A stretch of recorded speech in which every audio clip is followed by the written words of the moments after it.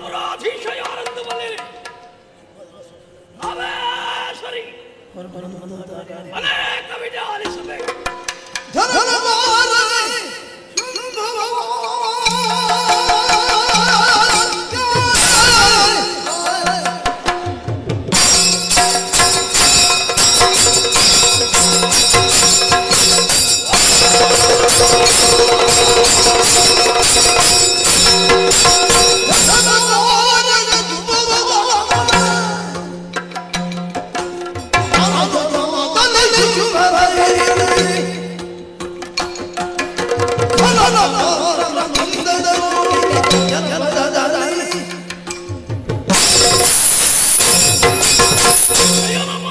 ಜಗದೀಶ್ವರ ಪಾಲಿಸು, ಸ್ವಾಮಿಯೇ ಪಾಲಿಸು.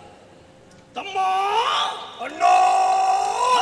ಕಾಲದಲ್ಲೇ ಎದ್ದಂತಹ ನಾವು ನಿತ್ಯಾಗನಿಕಗಳನ್ನು ಪೂರ್ಣಗೊಳಿಸಿ ಶೋಣಿತಾ ಪಟ್ಟಣದ ದೈತ್ಯ ಸಭೆಯನ್ನು ಸೇರಿದವರಿದ್ದೇವೆ. ನಿಜ.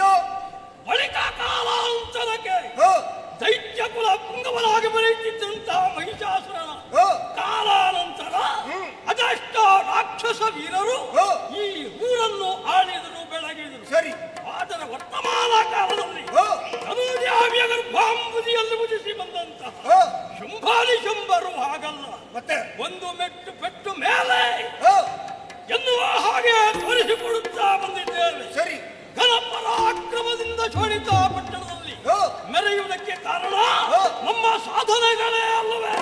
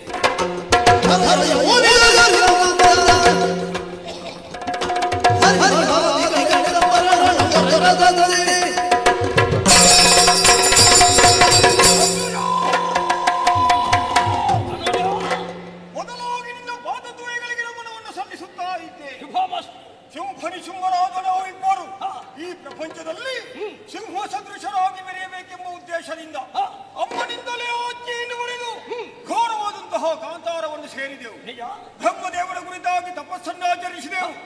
ನಮ್ಮ ತಪಸ್ಸಿಗೆ ಒಲಿದಂತಹ ವಿಧಾತ ನಮಗೆ ಬೇಕು ಬೇಕಾದ ವರಗಳನ್ನೇ ಅನುಗ್ರಹಿಸಿದ್ದಾನೆ. ಈ ಕರೆಯ ಯೋಜನೆಯಿಂದ 3 ಮೂರ್ತಿಗಳಿಂದಲೂ ನಮಗೆ ಮರಣವೇ ಇಲ್ಲ. ಸಾಧನೆ ಮಾಡಿದಂತಹ ನಾವು ಭೂಲೋಕವನ್ನು ಸೇರಿದೆವು. ಗೋವಿಪಾಲಕರ ಗರ್ಭವನ್ನು ಮರೆದು ಅದು ನಮ್ಮ ಸ್ವಾಧೀನದಲ್ಲಿ ಇರಿಸಿಕೊಂಡಿದ್ದೇವೆ. 2ನೇ ಲೋಕ ಪಾತಾಳವು ನಮ್ಮದಾಗಿಯೇ ಉಳಿದಿದೆ. ಒಂದು 4 ಲೋಕವನ್ನು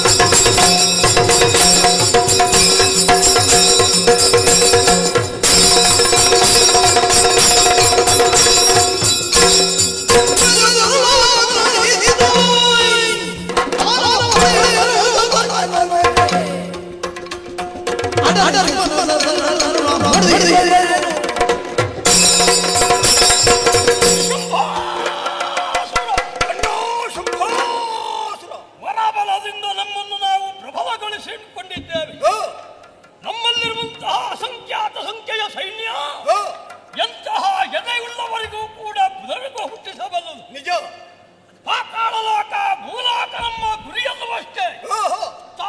ಕನಸುವಾಗಿರುವುದು ನಕವನ್ನು ಜಯಿಸಬೇಕೆನ್ನುವ ಹಾಗೆ ಮುಂದಿನ ಗುರಿ ನಕದತ್ತ. ದಶ ದಿಕ್ಕುಗಳಿಂದಲೂ ಆಕ್ರಮಿಸೋಣ, ಏರೋಣ ನಕಕ್ಕೆ.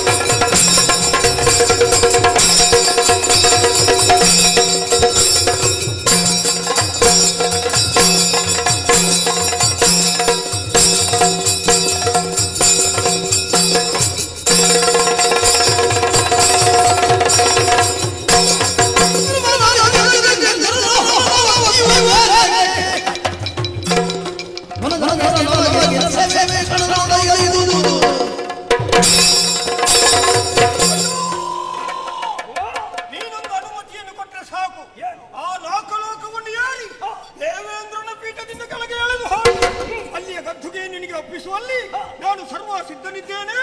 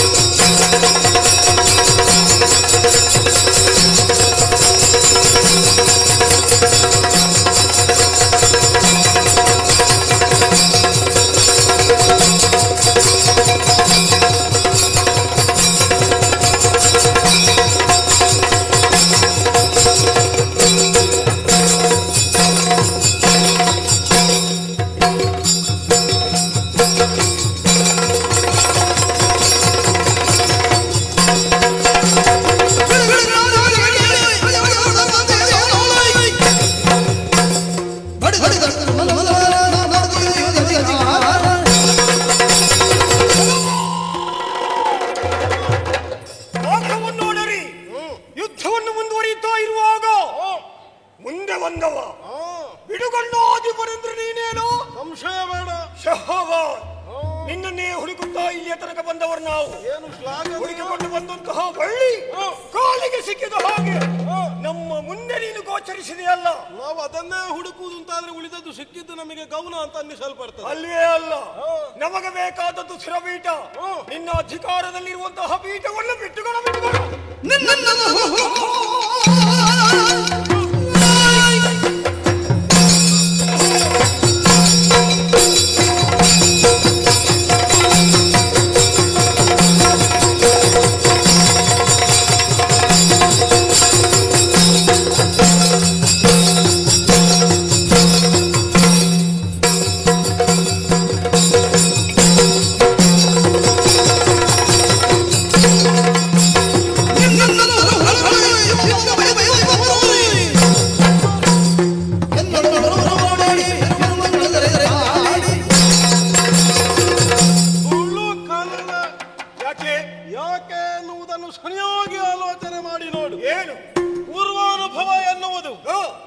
ನಮಗೆ ಮತ್ತೊಂದು ಅಡಿ ಇಡುವುದಕ್ಕೆ ಒಂದು ಅವಕಾಶ ಒದಗಿಸುವುದಕ್ಕೆ ಕಾರಣವಾಗುತ್ತದೆ. ಆದರೆ ನಿಮ್ಮ ಪರಿಣಾಮ ಏನು? ಕಂಡದ್ದೆಲ್ಲವೂ ನಮ್ಮ ಕೈ ಸೆರೆಯಾಗಬೇಕು ಎನ್ನುವುದೇ ನಿಮ್ಮ ಭಾವ. ಸರಿಯಾಗಿ ಆಲೋಚನೆ ಮಾಡು.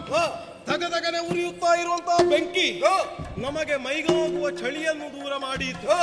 ಅದರಲ್ಲಿ ಸುಡುತ್ತಿರುವಾಗುವಂತಹ ಪಟಪಟನೆಯ ಶಬ್ದ ಕಿವಿಗೆ ಸಂತೋಷ ಕೊಟ್ಟಿತ್ತು. ಹಾಗೆಂದು ಮುಟ್ಟುವುದಕ್ಕೆ ಹೋದ್ರೆ ಏನಾಗುತ್ತದೆ? ಸುಡುತ್ತದೆ. ಸ್ವರ್ಗವು ಹಾಗೆ ಸುಡುತ್ತದೆ. ಬೆಂಕಿ ನಾವಂತ ತೋರಿಸಿಕೊಡುವುದಕ್ಕೆ ಬಂದಿದ್ದೇವೆ.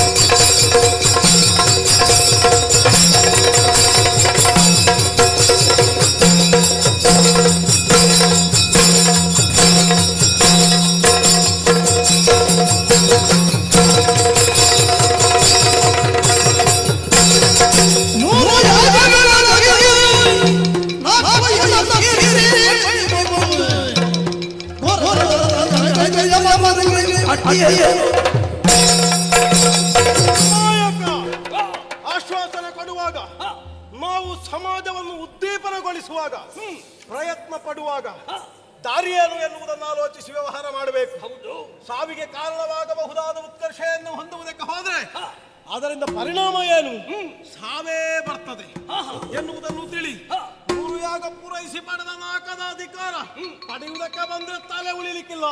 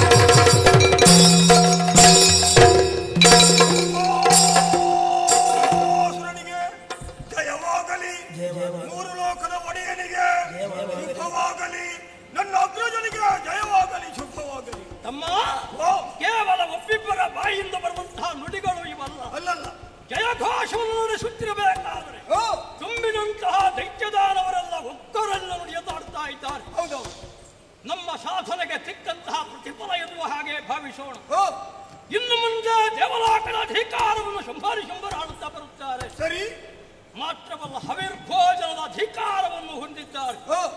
ಈ ನಾಡು ಲೋಕ ಖ್ಯಾತರಿದ್ದಾರೆ ಎನ್ನುವುದನ್ನು ತೋರಿಸಿಕೊಡಬೇಕು.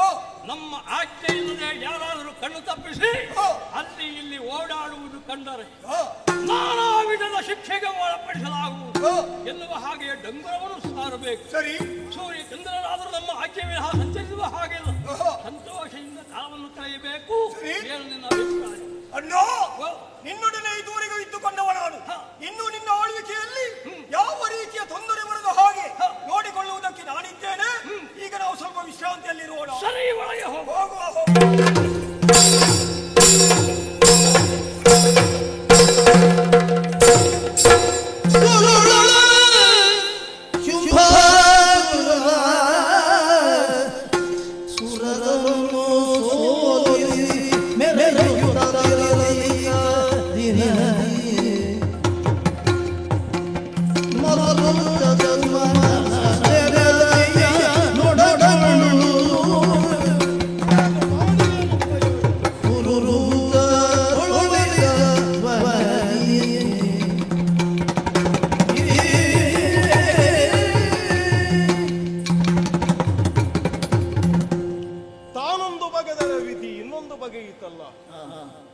ಹಾಗಾಗಿಯೇ ಇರಬೇಕು. ವಿಧಿಯೇ ಲೋಕದೊಳಗೆ ಬಲವಂತನಿದ್ದಾನೆ, ಅವನನ್ನು ಮೀರಿ ವ್ಯವಹರಿಸುವುದಕ್ಕೆ ಯಾರಿಂದಲೂ ಆಗುವುದಿಲ್ಲ ಎನ್ನುವುದು ಶಾಶ್ವತವಾಗಿಯೂ ಸಿದ್ಧವಾಗಿ ಹೋಯಿತಲ್ಲ. ವಿಧಾತನ ವರದಿಂದ ಕೊಬ್ಬಿದಂತಹ ಶುಂಭ ನಿಶುಂಭರನ್ನು ನಾನು ಎದುರಿಸುವುದಕ್ಕಾಗದೆ ಕೈ ಸೋಲಬೇಕಾದ ಸ್ಥಿತಿ ಆಯಿತಲ್ಲ. ನಾನು ನನಗಾಗಿ ಹೋರಾಟ ಮಾಡುವುದೇ, ಸ್ವರ್ಗ ಉಳಿಯುವುದರ ಮೂಲಕವಾಗಿ ದರೆಗೋ ಅಥವಾ ಸಾಧು ಸಜ್ಜನರಿಗೋ ಸುಖ ಪ್ರಾಪ್ತಿಯಾಗಬೇಕು ಅಂತ ಬಯಸುವುದು. ನನ್ನ ಬಯಕೆಯೆಲ್ಲ ಹಾಳಾಗಿ ಹೋಯಿತು. ಕರದ ಆಯುಧಗಳು ಇದ್ದರಾದರೂ ಆಯುಧದಿಂದ ಏನು ಮಾಡುವುದಕ್ಕಾಗದ ಸ್ಥಿತಿಯೇ ನಿರ್ಮಾಣವಾಗಿ ಹೋಯಿತಲ್ಲ. ಗಿರಿ ಗೌಹರವೆನ್ನುವುದನ್ನು ಕಾಣದೆ ಚರಿಸಿದೆ, ಅಡಗಿ ಕುಳಿತುಕೊಳ್ಳುವುದಕ್ಕೆ ಬಹುಕಾಲ ಪ್ರಯತ್ನಿಸಿದೆ. ಹೀಗೆ ಉಳಿದೆ ಅಂತಾದರೆ ಪರಿಣಾಮ ಲೋಕದಲ್ಲಿ ಅನ್ಯಾಯ ಅಧರ್ಮ ಹೆಚ್ಚುತ್ತದೆ ಎನ್ನುವುದು ಸತ್ಯವೇ. ಇವರ ನಿವಾರಣೆಯಾಗಬೇಕು. ಹೇಗೆ ಏನು ಅಂತ ಆಲೋಚಿಸುವಾಗ ಚಿತ್ತವಿದ್ಯೆಯಲ್ಲಿ ಒಳೆಯುತ್ತಾ ಇರುವುದೊಂದು ಮಾತಲ್ವೇ. ಅಂದೊಂದು ಕಾಲಕ್ಕೆ ಮಹಿಷನನ್ನು ವಧಿಸಿದ ಮಾತೆ ನನಗೊಂದು ಅಭಯವಾಕ್ಯವನ್ನು ಹೇಳಿದವಳಿದ್ದಾಳೆ. ನೇರವಾಗಿ ತುಹಿನಾದ್ರಿಯ ತಪ್ಪಲು ಪ್ರಾಂತ್ಯವನ್ನು ಸೇರಿ ಭಕ್ತಿಯಿಂದ ನುತಿಸಿಕೊಂಡಿರಿ ಅಂತಾದ್ರೆ ಬಂದು ಕಾಣಿಸಿ ನಿಮ್ಮ ಭವನೆಯನ್ನು ದೂರೀಕರಿಸ್ತೇನೆ ಎನ್ನುವ ಹಾಗೆ ಆಡಿದವಳಿದ್ದಾಳೆ. ಯೋಚಿಸುವುದು ಯಾಕೆ? ಅಮ್ಮನನ್ನು ನುತಿಸಿಕೊಳ್ಳುವುದಕ್ಕಾಗಿ ಆ ಕಡೆಗೆ ಸಾಗುತ್ತೇನೆ, ಆ ಕಡೆಗೆ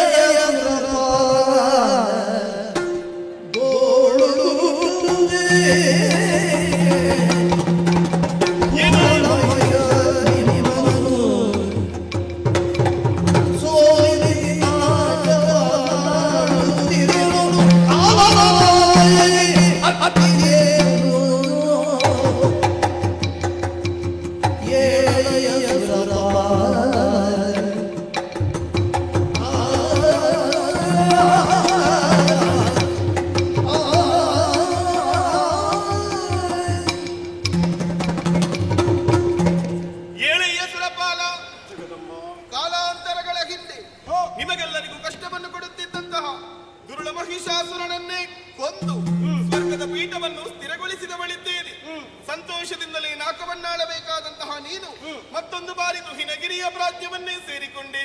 ನನ್ನನ್ನೇ ಅನನ್ಯ ಭಕ್ತಿಯಿಂದ ಪ್ರಾರ್ಥಿಸಿಕೊಳ್ಳಬೇಕಾದರೆ ಏನು ಕಷ್ಟ ಬಂತು ಬಿತ್ತರಿಸು. ಜನನಿ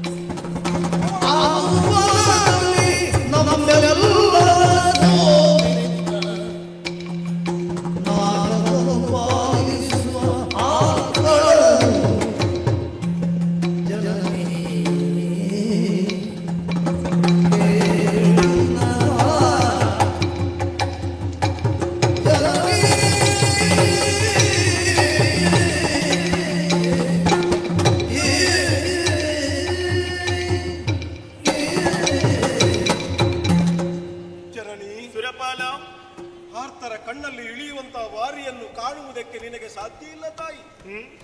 ಹಾಗಾಗಿ ಮಕ್ಕಳಾದ ನಮ್ಮ ಕಣ್ಣೀರನ್ನು ಒರೆಸುವುದಕ್ಕಾಗಿ ಸೆರೆಗೊಟ್ಟಿ ಈ ಕಾಲಕ್ಕೆ ಬಂದು ನಿಂತ ಪರಿಯನ್ನು ಕಾಣುವಾಗ ನಮ್ಮ ಕಣ್ಣುಗಳನ್ನೇ ನಮಗೆ ನಂಬಲಾಗದ ಸ್ಥಿತಿಯಮ್ಮ.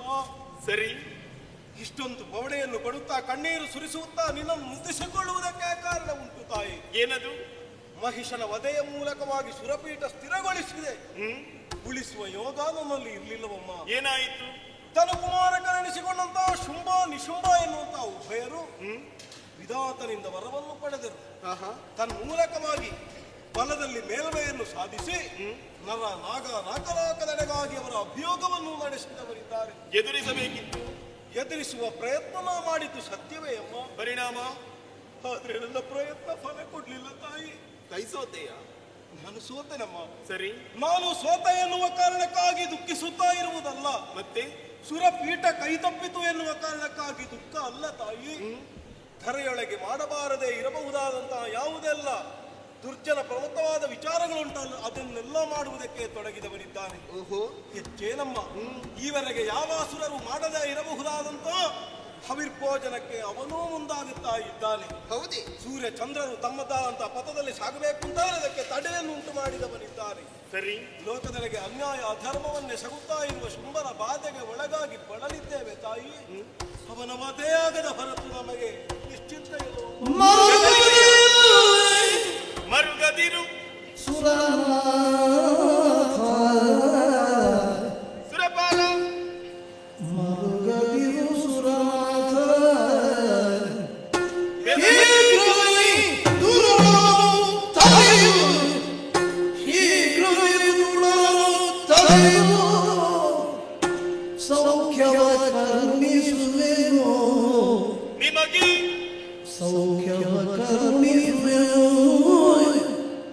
ನಿಮಗೆ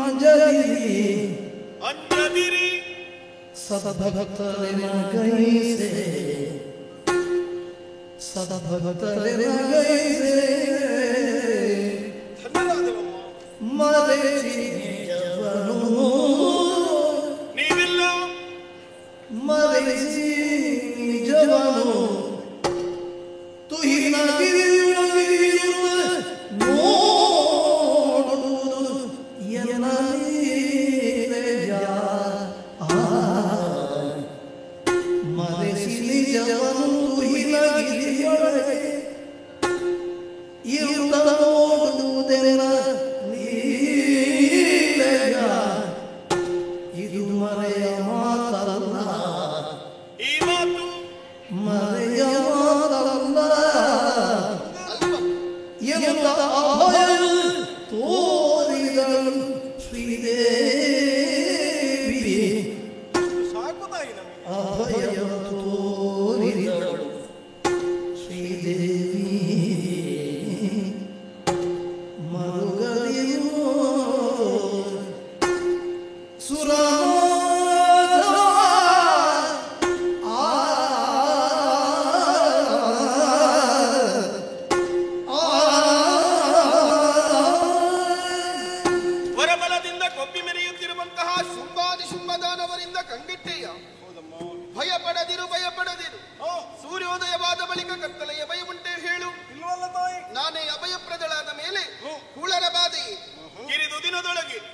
ಸಂತತಿಯನ್ನೆಲ್ಲ ಸರಿದು ಕೊಡುತ್ತೇನೆ. ಅಮ್ಮ, ಮಹಿಷವದೆಯ ಕಾಲದಲ್ಲಿ ಹಲವು ರೂಪ ಹೊಂದಿದವಳು ನೀನು. ಸರಿ, ನಿನ್ನ ಯುದ್ಧದ ಬಗೆಯನ್ನು ನಮಗೂ ಕಾಣಬೇಕು ಅಂತ ಬಯಕೆ ಉಂಟಮ್ಮ. ಹೌದೇ? ಹೇಗೆ ನೋಡಬೇಕು ಅಂತ ದಾರಿ ಕಾಣ್ತಾ ಇಲ್ಲ. ನಿಮ್ಮ ನಿಜವನ್ನು ಮರೆಸಿಕೊಳ್ಳಿ. ಈ ತುಹಿನ ಗಿರಿಯಲ್ಲೇ ಇದ್ದುಕೊಂಡು ನನ್ನ ಲೀಲೆಯನ್ನು ಕಂಡು ಕಣ್ತುಂಬಿಸಿಕೊಳ್ಳಿ ಮಕ್ಕಳೇ, ಕಣ್ತುಂಬಿಸಿಕೊಳ್ಳಿರಿ. ಜಯ ಜಯ. ಹೊಂದಿಕೊಳ್ಳಿ, ಹೊಂದಿಕೊಳ್ಳಿ, ಹೊಂದಿಕೊಳ್ಳಿ.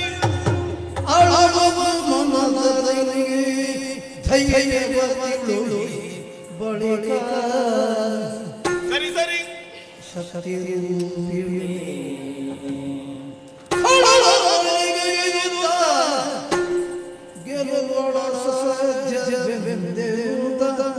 ಏನು ಮಾಡೋಣ?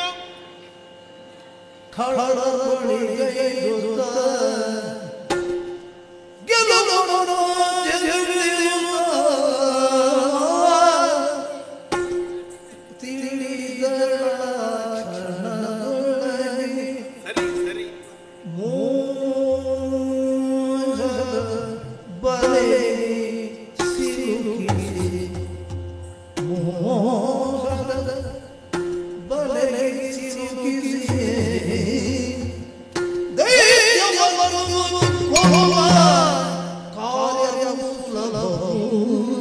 ಅದು ಸುಲಭ. ತಿಳಿದ ಕ್ಷಣದೊಳಗೆ ಮೋಹದ ಬಲೆಗೆ ಸಿಲುಕಿಸಿ ದೈತ್ಯವನ್ನು ಸುಲಭವು ಎಂಬಲ್ಲಿ ತನ್ನ ಮನದೊಳಗೆ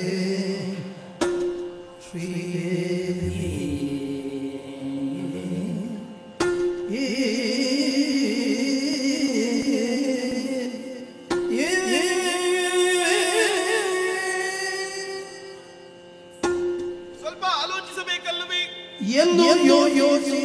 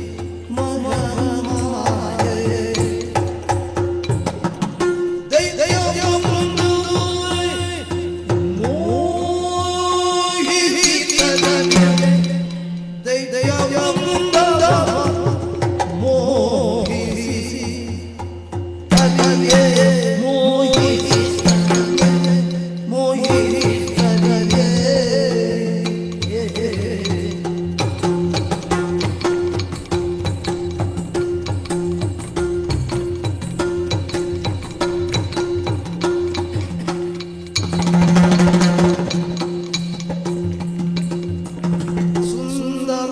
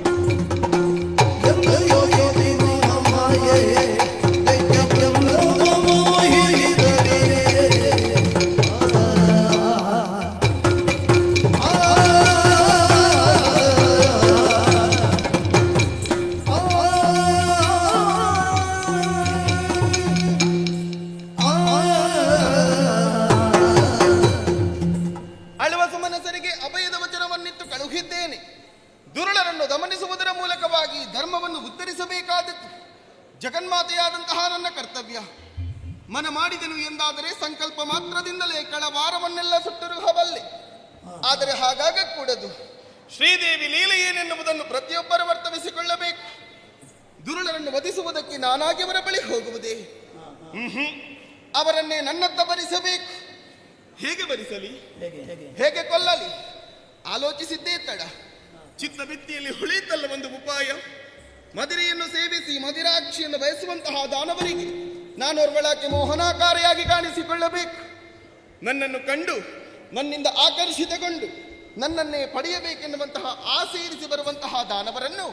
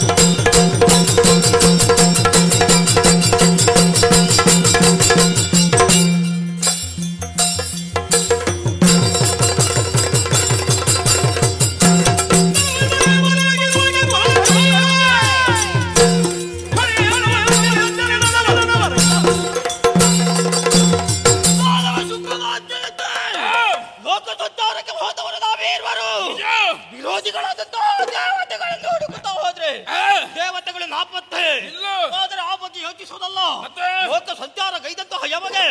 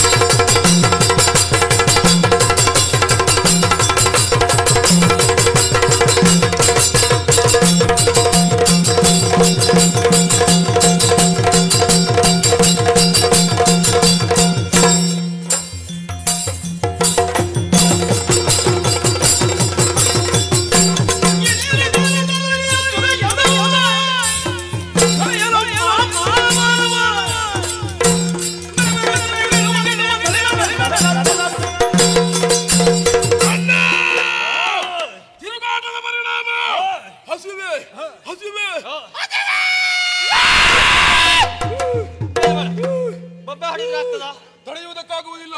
ಉಪಾಯ ಕಂಡು ಹಿಡಿದಿದ್ದಾರೆ. ಹರಂಭಾವನಕ್ಕೆ ಇಳಿಯುವ, ಬೇಟೆಯಾಡುವ ಸಿಕ್ಕ ಮಾಸ್ಟರ್.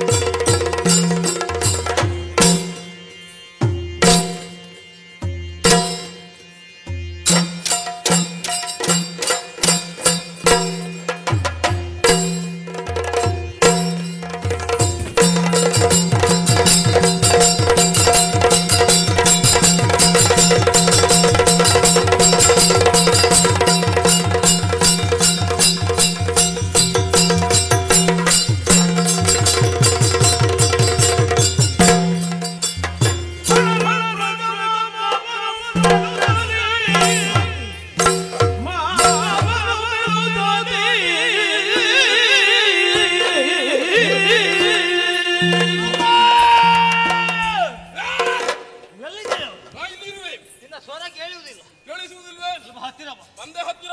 ಬಂದೆಯಾ? ಬಂದೆ. ಹೇಗಾಯ್ತು ಬೇಟೆ? ಭರ್ಜರಿ ಬೇಟೆ. ನಾವೀರ್ವರು ಜೊತೆಯಾಗಿ ಹೋದರೆ ಬೇಟೆ ಸಿಗುವುದಿಲ್ಲ ಎನ್ನುವಂತಹ ಕಾರಣಕ್ಕಾಗಿ ಬೇರೆ ಬೇರೆ ಪಥವನ್ನು ಅನುಸರಿಸಿ ಹೋದವರು. ಹೌದು. ಯಾವ ದಾರಿಯಲ್ಲಿ ಹೋದೆ? ಏ. ಏನು ಕಿದ್ದೆ? ಏನು ಕೊಂದೆ? ಮುಂದೆ ಅಣ್ಣ ನಿನ್ನನ್ನು ಉಳಿದು ಈ ಪಥವಾಗಿ ಮುಂದೆ ಸಾಗಿದಂತಹ ಸಂದರ್ಭದಲ್ಲಿ ಕೋಣಗಳ ಹಿಂಡು ಸುಮ್ಮನೆ ಬಿಡಲಿಲ್ಲ. ಕೋಟನ್ನು ಹಿಡಿದೆ ನೆಲಕ್ಕೆ ಬಡಿದೆ. ಅಪ್ಪಚ್ಚಿ ಅಪ್ಪಚ್ಚಿ ಅಪ್ಪಚ್ಚಿ ರಕ್ತ ಬೇರೆ, ಹೆಂಗಿದ್ದ ಅಪ್ಪಚ್ಚಿ? ಎಲುಬು ಬೇರೆ. ರಕ್ತವನ್ನು ಕುಡಿದೆ, ಮಾಂಸವನ್ನು ಎಲ್ಲ ಹೊರಗೆ ಹಾಕ್ಬೇಡ. ನುಂಗಿಬಿಟ್ಟೆ. ಆ ಸಂದರ್ಭದಲ್ಲಿ ಅಣ್ಣ ನಿನ್ನ ನೆನಪಾಯ್ತಣ್ಣ. ನಿನಗಾಗಿ ತಂದಿರ್ಪೆ ಎಲುಬುಗಳ ರಾಶಿ. ಮಾರಿ ಹಿಡಿದವನೇ, ಯಾಕೆ? ನೀನು ಮಾಂಸವನ್ನು ತಿಂದು ಎಲುಬು ತಿನ್ನುವುದು ನಾನ. ನೀನು ಎಲುಬು ಪ್ರಿಯನಲ್ವೇ? ಎಲುಬು ಮಳೆಗಾಲಕ್ಕೆ ಜಗಿದು ಕೂತ್ಕೊಳ್ಳೋದಕ್ಕೆ ಒಳ್ಳೇದಾಗ್ತದೆ. ಹಾಗ ಏ ಅಣ್ಣ ನನ್ನನ್ನು ಉಳಿದು ಹೋದವ ನೀನು ಏನು ಕೊಂದೆ? ಹೇಳು ನನ್ನ ಮುಂದೆ. ನಾಡು ಮುಂದುವರಿದು ಹೋದೆ. ಹೋಗುವಂತ ಸಮಯದಲ್ಲಿ ಸುಖಿತ ಕಾಡಿಗೆ ಸರಿದು ಕರೆಸುತ್ತ ಮುಂದುವರಿದ್ದು ಓಡಿಸಿಕೊಂಡು ಹೋದೆ ಹಿಡಿದು ಆಯ್ತು. ಯಾಕೋ ಅಷ್ಟು ಅವಸರ? ಅರ್ಥ ಆಗ್ಲಿಲ್ಲ. ನಿಧಾನವಾಗಿ ಹೇಳು. ಬೇಟೆಯನ್ನು ಆಡುತ್ತಾ ಮುಂದುವರಿದು ಹೋದೆ. ಸುಕ್ಕಿದ ಕಾಡಗೆ ಸರಿಯದ್ದು ಖರ್ಚಿಸುತ್ತಾ ಮುಂದುವರಿದು ಆಯ್ತು. ಪರಿಣಾಮ ಓಡಿಸಿಕೊಂಡು ಹೋದೆ. ಹಿಡಿದಂತಹ ಆಯ್ದು ಬೆಟ್ಟು ಕೊಟ್ಟೆ. 4 ತುಂಡು. ಯಾವುದು? ಮಾಂಸವನ್ನು ತಿಂದೆ, ರಕ್ತವನ್ನು ಕುಡಿದೆ, ಎಲುಬನ್ನು ಕಟ್ ಮಾಡಿ ಹಿಡಿದೇನೆ. ಏನು ಕಟ್ಟು ಮಾಡಿ ಎಮ್ಮೊಡೆಯನಾದ ಶುಂಭಗಿ ಒಡೆ ಸುಮ್ಮನಿಗೆ ಕೊಡುವುದಕ್ಕಾಗಿ? ಸಂತೋಷ. ಏನು ತಿಂದರೂ ಕಷ್ಟ, ತಿನ್ನದಿದ್ದರೂ ಕಷ್ಟ ಎನ್ನುವಂತಹ ಪರಿಸ್ಥಿತಿಗೆ ಒಳಗಾಗಿದೆ. ಹೊಟ್ಟೆ ಬಾರಾಗುತ್ತಾ ಉಂಟು. ನಮ್ಮ ತನುವನ್ನು ನೋಡಿದೆಯಾ? ಆಯಾಸ ಆಗುತ್ತಾ ಇದೆ. ಬೆವರ ಜಲ ಸುರಿಯುತ್ತಾ ಇದೆ. ಓ ಅಣ್ಣ ನಿನ್ನನಿಗೇನಾಗಬೇಕು? ಇಷ್ಟು ಮಳೆ ಬಂದ್ರು ಗಾಳಿಯ ಸಂತಾನವೇ ಇಲ್ಲ. ಇಲ್ಲವೇ ಇಲ್ಲ. ಎಲ್ಲಿ ಹಾಳಾಗಿ ಹೋಗಿದ್ದಾನೆ ಪಾಪಿ. ಅದಕ್ಕಾಗಿ ನೀನೊಂದು ಕೆಲಸ ಮಾಡಬೇಕು. ಏನು? ಒಳ್ಳೆಯ ಕೆಲಸ. ತದನಂತರ ನಾನು ಮಾಡ್ತೇನೆ. ಮೊದಲಾಗಿ ನಂಗೆ ಸ್ವಲ್ಪ ಗಾಳಿ ಹಾಕು ನೋಡುವ. ಪ್ರಾಯದಲ್ಲಿ ದೊಡ್ಡವ ಯಾರು? ನೀನೇ. ಮತ್ತೆ ದೊಡ್ಡವ ನಿನ್ನ ಕೆಲಸ ಮಾಡುದ ನಾನು? ದೊಡ್ಡವರು ಸಣ್ಣವರ ಸೇವೆ ಮಾಡುವುದು ಬೇಡವೇ? ಇದರಲ್ಲೆಲ್ಲ ಸೇವೆ ಇಲ್ಲ. ಮತ್ತೆ ಒಂದು ಕೆಲಸ ಮಾಡುವ. ಏನು? ಗಾಳಿ ಬರಬೇಕು ಅಂತ ಆದ್ರೆ ಎತ್ತರವಾದಂತಹ ಪ್ರದೇಶವನ್ನೇ ಇರಬೇಕು. ಇದು ತಗ್ಗು ಪ್ರದೇಶ. ಹಾಗಾಗಿ ಕಾಣುತ್ತಾ ಇದ್ದು ಹಿನಾದ್ರಿ.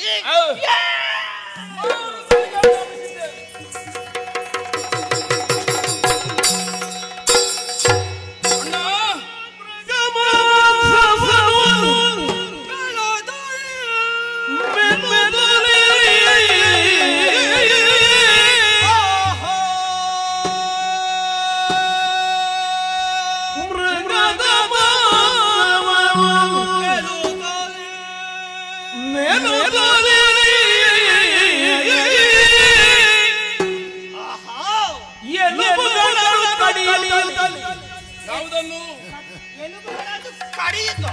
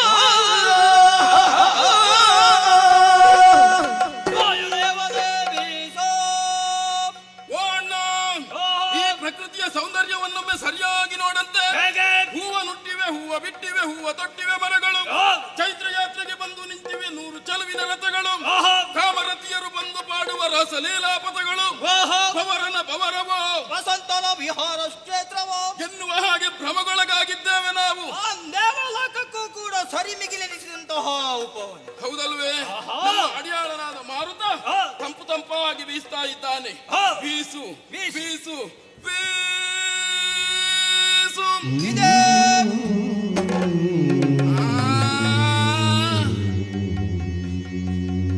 ಏನಮ್ಮ ಏನನ್ನ ಇದು ಏನು ಅಂತ ಗೊತ್ತಾಯ್ತಾ?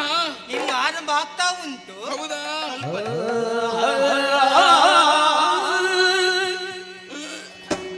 ಬೇಡ, ನಾಳೆಗೆ ಸ್ವರ ಬೇಕು.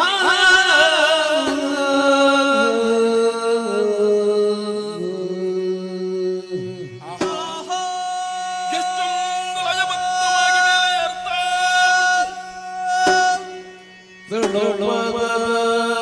ಸಮಯದಲ್ಲಿ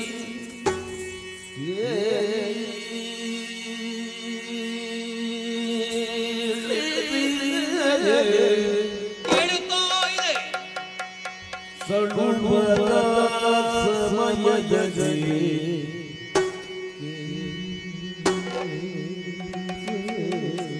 ಆಹಾ,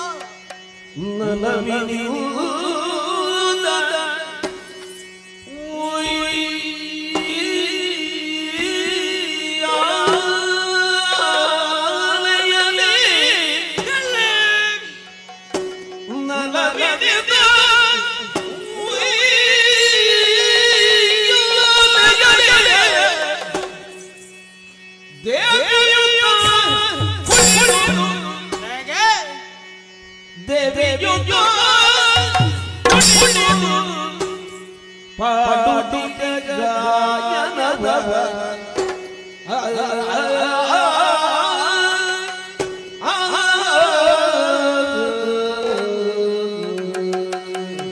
ಪಾಡುತ್ತ ಗಾಯನವ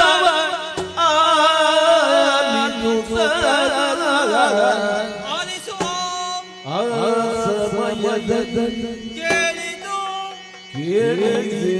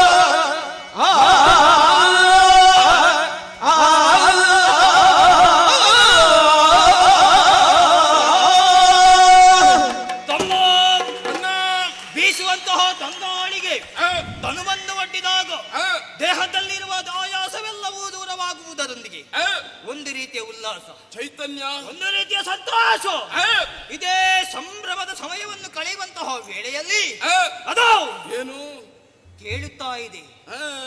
ಕರ್ಣಾನಂದಕರವಾಗಿ ಕೇಳುತ್ತಾ ಇದೆ ಇಂಪಾದ ಸ್ವರ. ಸ್ವರ ಘೋರವಾದಂತಹ ಕಾಡು ಪ್ರದೇಶ, ಇಂತಹ ಈ ನಿರ್ಜನವಾದಂತಹ ಪ್ರದೇಶದಲ್ಲಿ ಈ ರೀತಿಯ ಸ್ವರ, ಆ ಸ್ವರವನ್ನು ಸರಿಯಾಗಿ ಕಿವಿಕೊಟ್ಟು ಕೇಳಿದೆಯಾ? ಎಷ್ಟು ಮೇಲೂ ಹೋಗ್ತದೆ, ಎಷ್ಟು ಕೆಳಗೂ ಬರ್ತದೆ ಅಲ್ವಾ? ಹೌದು. ಅಷ್ಟರ ಮಟ್ಟಿಗೆ ಏರಿಸಿದ್ರೆ ನಾಳೆ ನಾವು ಮಲಗಬೇಕಷ್ಟೇ. ಖಂಡಿತ. ಏನೇ ಆಗಲಿ ನಿರಂತರ ಸ್ವರವು ಹಾಗೇ ಇರಲಿ ಎನ್ನುವ ಹಾಗೆ ಬೇಡ್ತಾ ಇದ್ದೇವೆ. ಹೌದು. ಆದ್ರೆ ಅದಲ್ಲ, ಏನು ಇಂತಹ ಈ ಪ್ರದೇಶದಲ್ಲಿ ಈ ರೀತಿಯ ಸ್ವರ ಎಲ್ಲಿಂದ? ಎಲ್ಲಿಂದ? ಯಾರು? ಯಾರದ್ದು? ಯಾರು? ಅರ್ಥವಾಯ್ತಾ? ಅರ್ಥವಾಗ್ಲಿಲ್ವಾ? ಇಲ್ವಾ? ನನಗೊತ್ತಾಯ್ತು. ಯಾರು? ಇದು ಅವಳಲ್ಲ, ಇದು ಅವಳು. ಅವಳ? ಹೌದು. ಅವಳಂದ್ರೆ ಮೇಲಿನವಳು.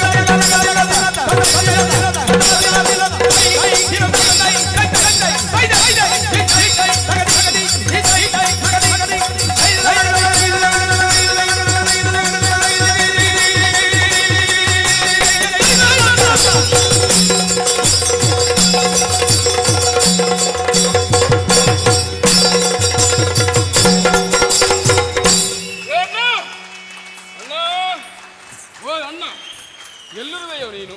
ಸಾಧ್ಯವೇ ಇಲ್ಲ. ಭೂಮಿಯ ಮೇಲೆ ನಾನಿದ್ದೇನೋ, ಆಕಾಶವೇ ನನ್ನ ಮೇಲಿದೆಯೋ? ಏನು ಎಡಿತಿಲ್ಲ ಬಾವ. ಇನ್ನೂ ಹಾಗೆ ಭಾಸವಾಗುತ್ತಾ ಇದೆ. ಅಣ್ಣ ತಿರುಗಾಟ ಬಾರೋ. ಹೀಗಾಗುವುದಕ್ಕೆ ಕಾರಣ ಏನು ಗೊತ್ತಾ? ಏನು?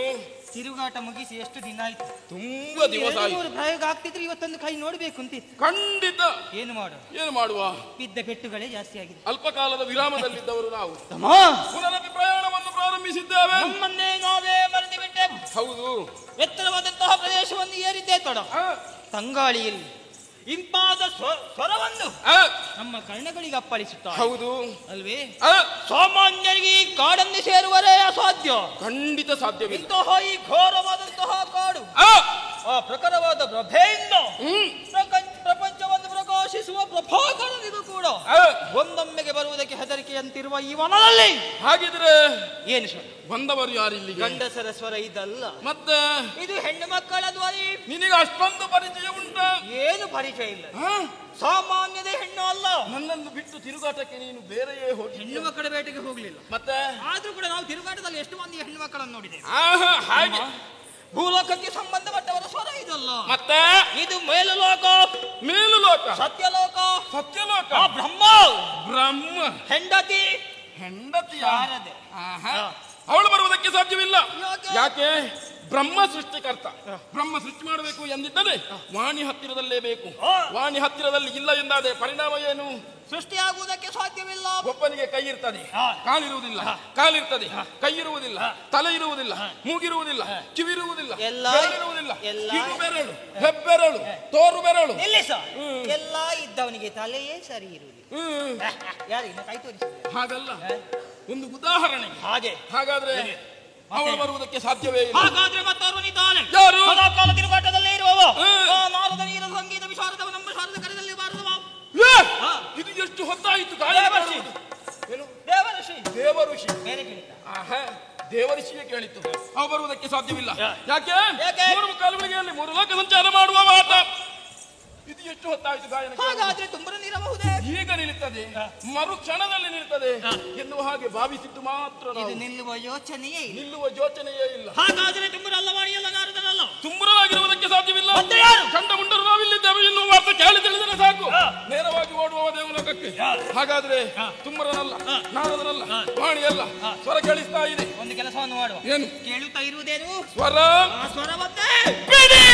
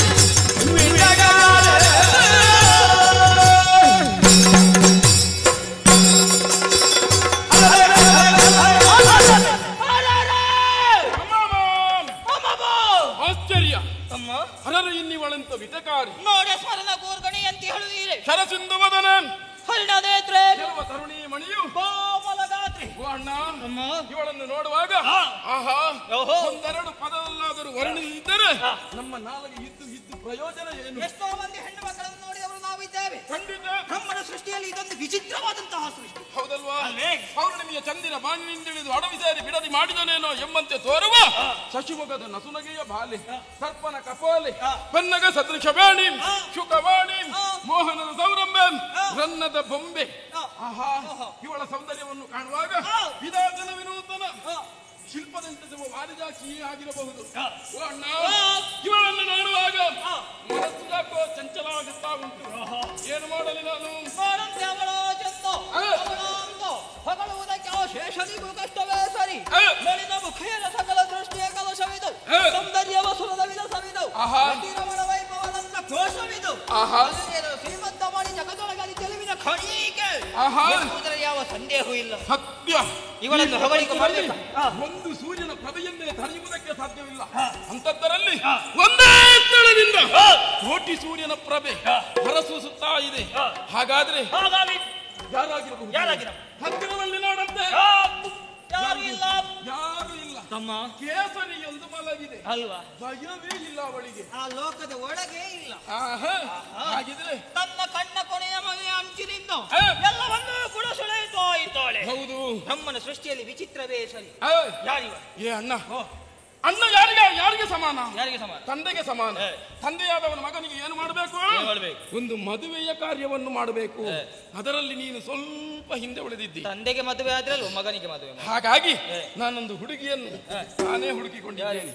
ನೀನೊಂದು ಮದುವೆ ಮಾಡಿಕೊಟ್ಟು. ಯಾರಿಗೆ? ನನಗೆ. ಅವಳನ್ನೇ. ತಲೆ ಸರಿ ಉಂಟಲ್ಲ ಅವಳ ಸೌಂದರ್ಯವನ್ನು ನೋಡಂತೆ. ಅವಳ ಜೊತೆಯಲ್ಲಿ ಇದ್ರೆ ಅವಳ ಜೊತೆಯಲ್ಲೇ ಎನ್ನುವ ಹಾಗೆ ಭಾಸವಾಗುತ್ತಾ. ಇಲ್ಲಪ್ಪ, ಇವನಿಗೆ ಪೂರ್ತಿ ತಲೆ ಹಾಳಾಗಿ ಹೋಗಿದೆ.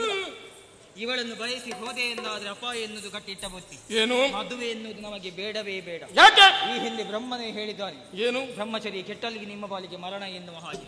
ಒಂದು ವೇಳೆ ಬಯಸಿ ಹೋದ್ರೆ ಅದು ವರವ ನಮ್ಮ ಪಾಲಿಗೆ ಶಾಪ ಕೊಟ್ಟಿದ್ದಾನೆ. ನಾವು ಸತ್ತೇ ಹೋಗ್ತೇವೆ. ಹಾಗಿದ್ರೆ ನಾವು ಸಾಯಬಾರದು. ಇವಳಿಗೊಂದು ಗತಿಯನ್ನು ಕಾಣಿಸಲೇಬೇಕು. ಇವಳು ನಮ್ಮಲ್ಲೇ ಇರಬೇಕು. ಒಂದು ಕೆಲಸ ಮಾಡುವ, ದಿನನಿತ್ಯವೂ ನೋಡ್ತಾ ಇರಬೇಕು. ಇವಳು ನಮ್ಮ ಅಣ್ಣನಾದಂತಹ ಶುಂಭನಿಗೆ ತಕ್ಕವಾದ 14 ಲೋಕದ ಒಡೆಯ. ಒಪ್ಪಿಸುವ.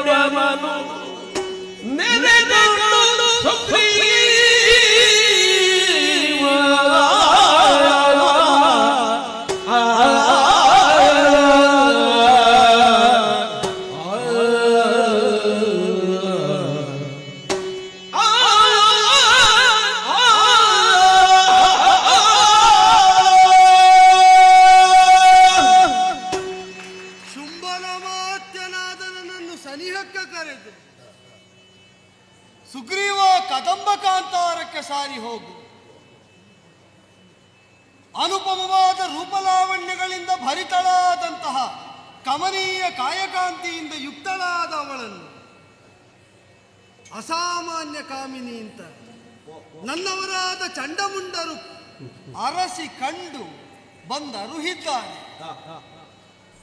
ವಾಮಭಾಗ ವಿರಾಜಿತಳಾಗುವಂತೆ ಪತ್ನಿಯಾಗುವುದಕ್ಕೆ ಓಲೈಸಿ ಒಲಿಸಿ ಕರೆದುತ ಅಂತ ಅಂದಾಗಲೇ ಆಶ್ಚರ್ಯವಾಗಿ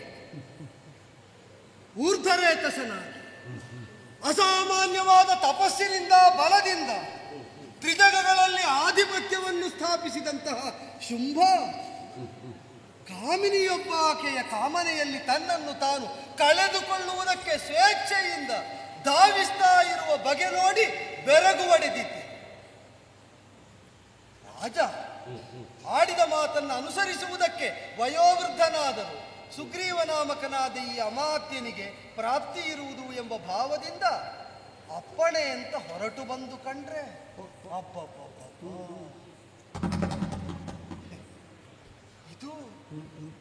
ಇದು ಹೆಣ್ಣೊಬ್ಬಳ ರೂಪ ಅತಿಶಯ. ಇದು ಬೆಳಕಿನ ಬೆಟ್ಟ. ಜೀವಜ್ಯೋತಿಯೊಂದು ತಾನದನ್ನು ಮೀರುತ್ತೇನೆ ಎಂಬ ಹಂಬಲವನ್ನು ಹೊತ್ತು ಆಳುತ್ತೇನೆ ಎಂಬ ಹುಚ್ಚುತನದಿಂದ ಬಳಿಗೆ ಸಾರುವುದಕ್ಕುಂಟೆ, ತನ್ನ ಪ್ರಭೆಯನ್ನು ತೋರುವುದಕ್ಕುಂಟೆ, ಅದನ್ನು ಮಸುಕಾಗಿಸುವ ಕನಸನ್ನಾದರೂ ಕಾಣುವುದಕ್ಕುಂಟೆ. ಹಾಗಾದರೆ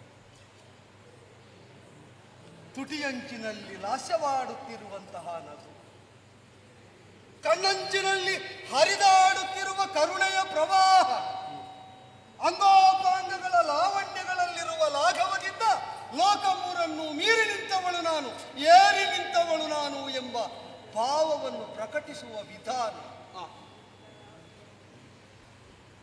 ಅವನನ್ನು ಕಾಣುವಾಗ ಶುಂಭ ಯಾಕೆ ಹೀಗೆ ಭಾವಿಸಿದ?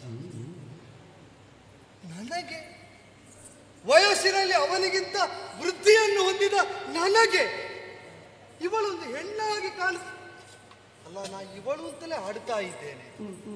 ಹಾಗೆ ಅಂತ ಹೆಣ್ಣಾಗಿ ಪರಿಭಾವಿಸುವುದಕ್ಕೆ ಆಸ್ಪದವಿಲ್ಲದಂತೆ ವಿರಾಜಿತಳಾಗಿದ್ದಾನೆ. ಸ್ವರ್ಣ ಶೃಂಖಲೆಯಲ್ಲಿ ಬದ್ಧವಾದಂತಹ ಆತು ಉಯ್ಯಾಲೆ, ಅದನ್ನು ಆಡಿಸುವವರಾರೋ ಆಡುವವರಾರೋ, ಅದರ ಮೂಲ ಎಲ್ಲೋ ಅವಸಾನ ಎಂತೋ ಮಧ್ಯ ಯಾವುದೋ ಗುರುತಿಸಲಾಗದ ಅಸಹಾಯಕತೆಯಲ್ಲಿ ಎಲ್ಲ ಸ್ವಾಧೀನದಲ್ಲೇ ಉಂಟು ಎಂಬ ಅಜಿಂಕ್ಯವಾದ ಆತ್ಮವಿಶ್ವಾಸದಲ್ಲಿ ಕುಳಿತ ಇವಳು ಹೆಣ್ಣಲ್ಲ ಅಂತ ಅಲ್ಲ. ಆ ಕಾರುಣ್ಯದ ಕಡಲಾದಂತಹ, ಮಮತೆಯ ಮಡಿಲಾದಂತಹ ಸ್ತ್ರೈಣ ಭಾವವನ್ನು ಹೊಂದಿದ ದಿವ್ಯ ಮೂರ್ತಿಯನ್ನು ಕಾಣುವಾಗ ಹೊತ್ತ ಗಡ್ಡವೂ ಬಿಳಿದಾದದ್ದನ್ನು ಮರೆಯುತ್ತೇನೆ, ಹೊಂದಿದ ಆಯುಷ್ಯನ ವೃದ್ಧಿಯನ್ನು ವಿಸ್ಮರಿಸ್ತೇನೆ, ಮಗುವಾಗಿ ಹೋಗಿ ಮನೆದು ಬಿಡುವ ಅಂತ ಹಂಬಲಿಸ್ತೇನೆ. ಒಡತಿಯಾದ ಇವಳನ್ನು ಹೊಂದುವುದಕ್ಕೆ, ಪತಿಯಾಗಿ ಪಾಲಿಸಿ ಮೀರುವುದಕ್ಕೆ ಶಿವ ಶಿವ ಶಿವ ಶಿವ ಸ್ಮರಣಂಬಿಗೆ ತನ್ನನ್ನು ತಾನು ಒಡ್ಡಿಕೊಳ್ಳಲಾರೆ ಅಂತ ಜಿತೇಂದ್ರಿಯನಾಗಿ ಆತ್ಮವರ್ಚಿಸ್ವಿಯಾಗಿ ಬೆಳೆದ ಶುಂಭ ತಾನಾಗಿ ಈಗ ಅದಕ್ಕೆ ವಿವಶನಾಗಿದ್ದಾನೆ ಅಂದರೆ ಇಲ್ಲ, ನಾ ಯಾಕೆ ಕೇಡನ್ನು ಶಂಕಿಸಲಿ? ಅನ್ನ ಇತ್ತ ಒಡೆಯನಿಗೆ ಯಾಜಮಾನ್ಯವನ್ನು ಹೊಂದಿದ ಪ್ರಭುವಿಗೆ ಹಾಗೆ ಅಂತ ಅವನು ಯೋಜನೆಯನ್ನು ರೂಪಿಸಿ ಯೋಚಿಸಿ ನನ್ನನ್ನು ಯಾವ ಕಾರ್ಯಕ್ಕೆ ಕಳುಹಿಕೊಟ್ಟಿದ್ದಾನೆ. ಆ ರೂಪದಲ್ಲಿ ಇವಳು ಸಿಕ್ಕಿಯಾಳೆ.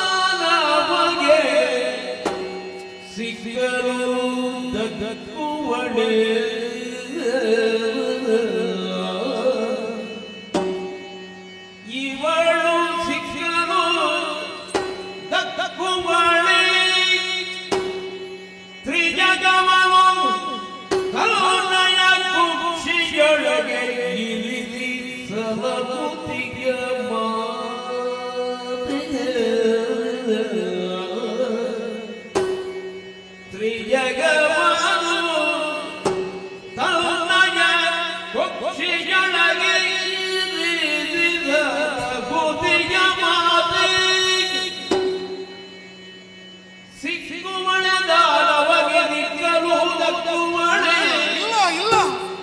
ಯಗವನು ಕಲ್ಲಯ ಕೊಚ್ಚೆಯೊಳಗೆ ಇರಿಸಿ ಸಲಮುದಿಯ ಮಾತೆ ಮಕ್ಕಳಾಟಿಗೆಯಾಯಿತು ಇಲ್ಲಿಗೆ ಬಂದುದು ಮಕ್ಕಳಾಟಿಗೆಯಾಯಿತು ಬಂದುದು ರಕ್ತದ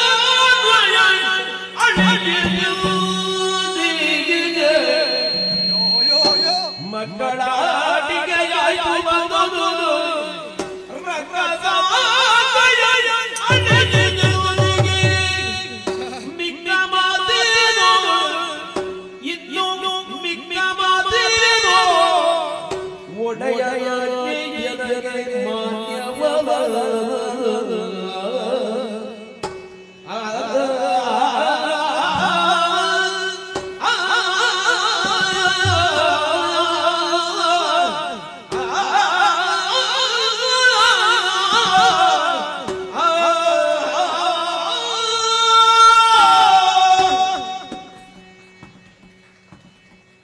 ನಮಗೆ ಸಾಧುವಾದದ್ದನ್ನೇ ಸಾಧ್ಯವಾಗಿಸಬೇಕು ಅಂತ ಹಂಬಲಿಸಿ ಮುನ್ನಡೆದವನು ಶುಂಭ ಇದು ತನಕ.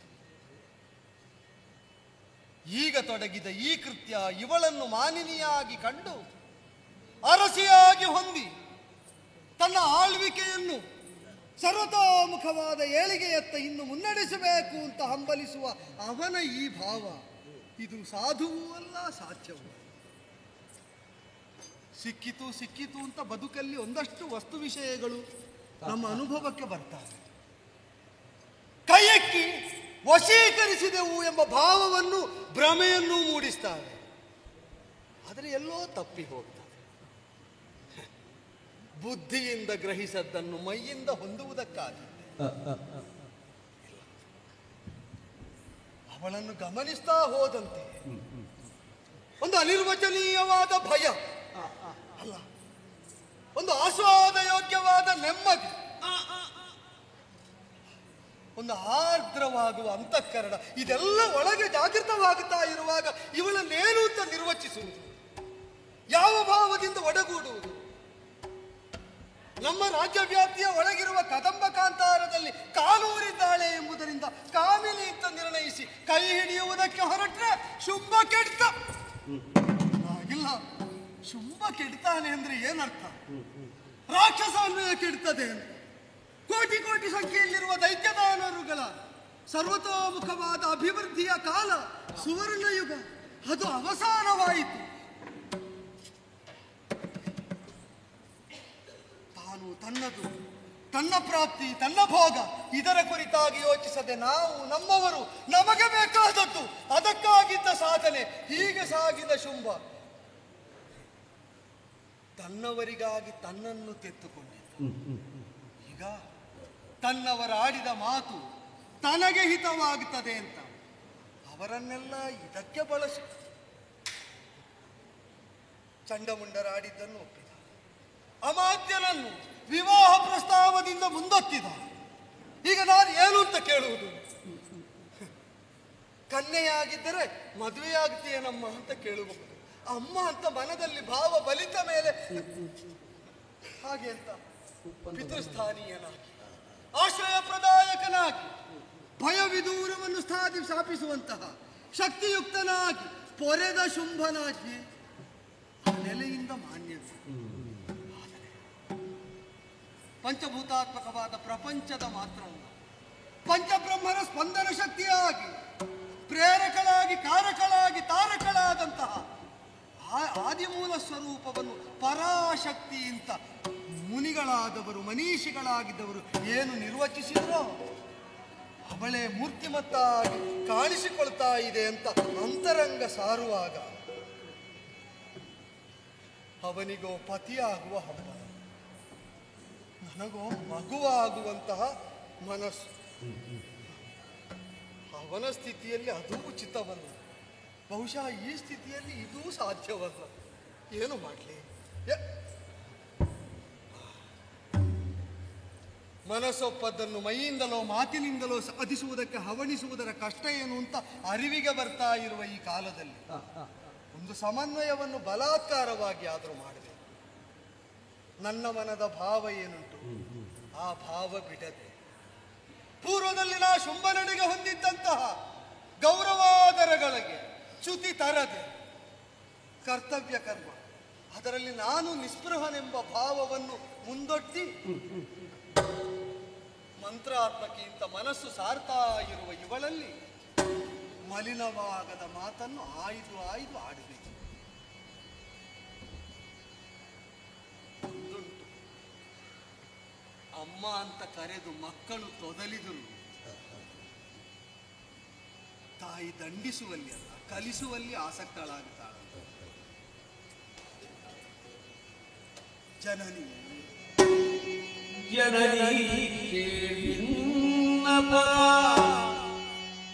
ಕರುಣಾದೊಳಿದು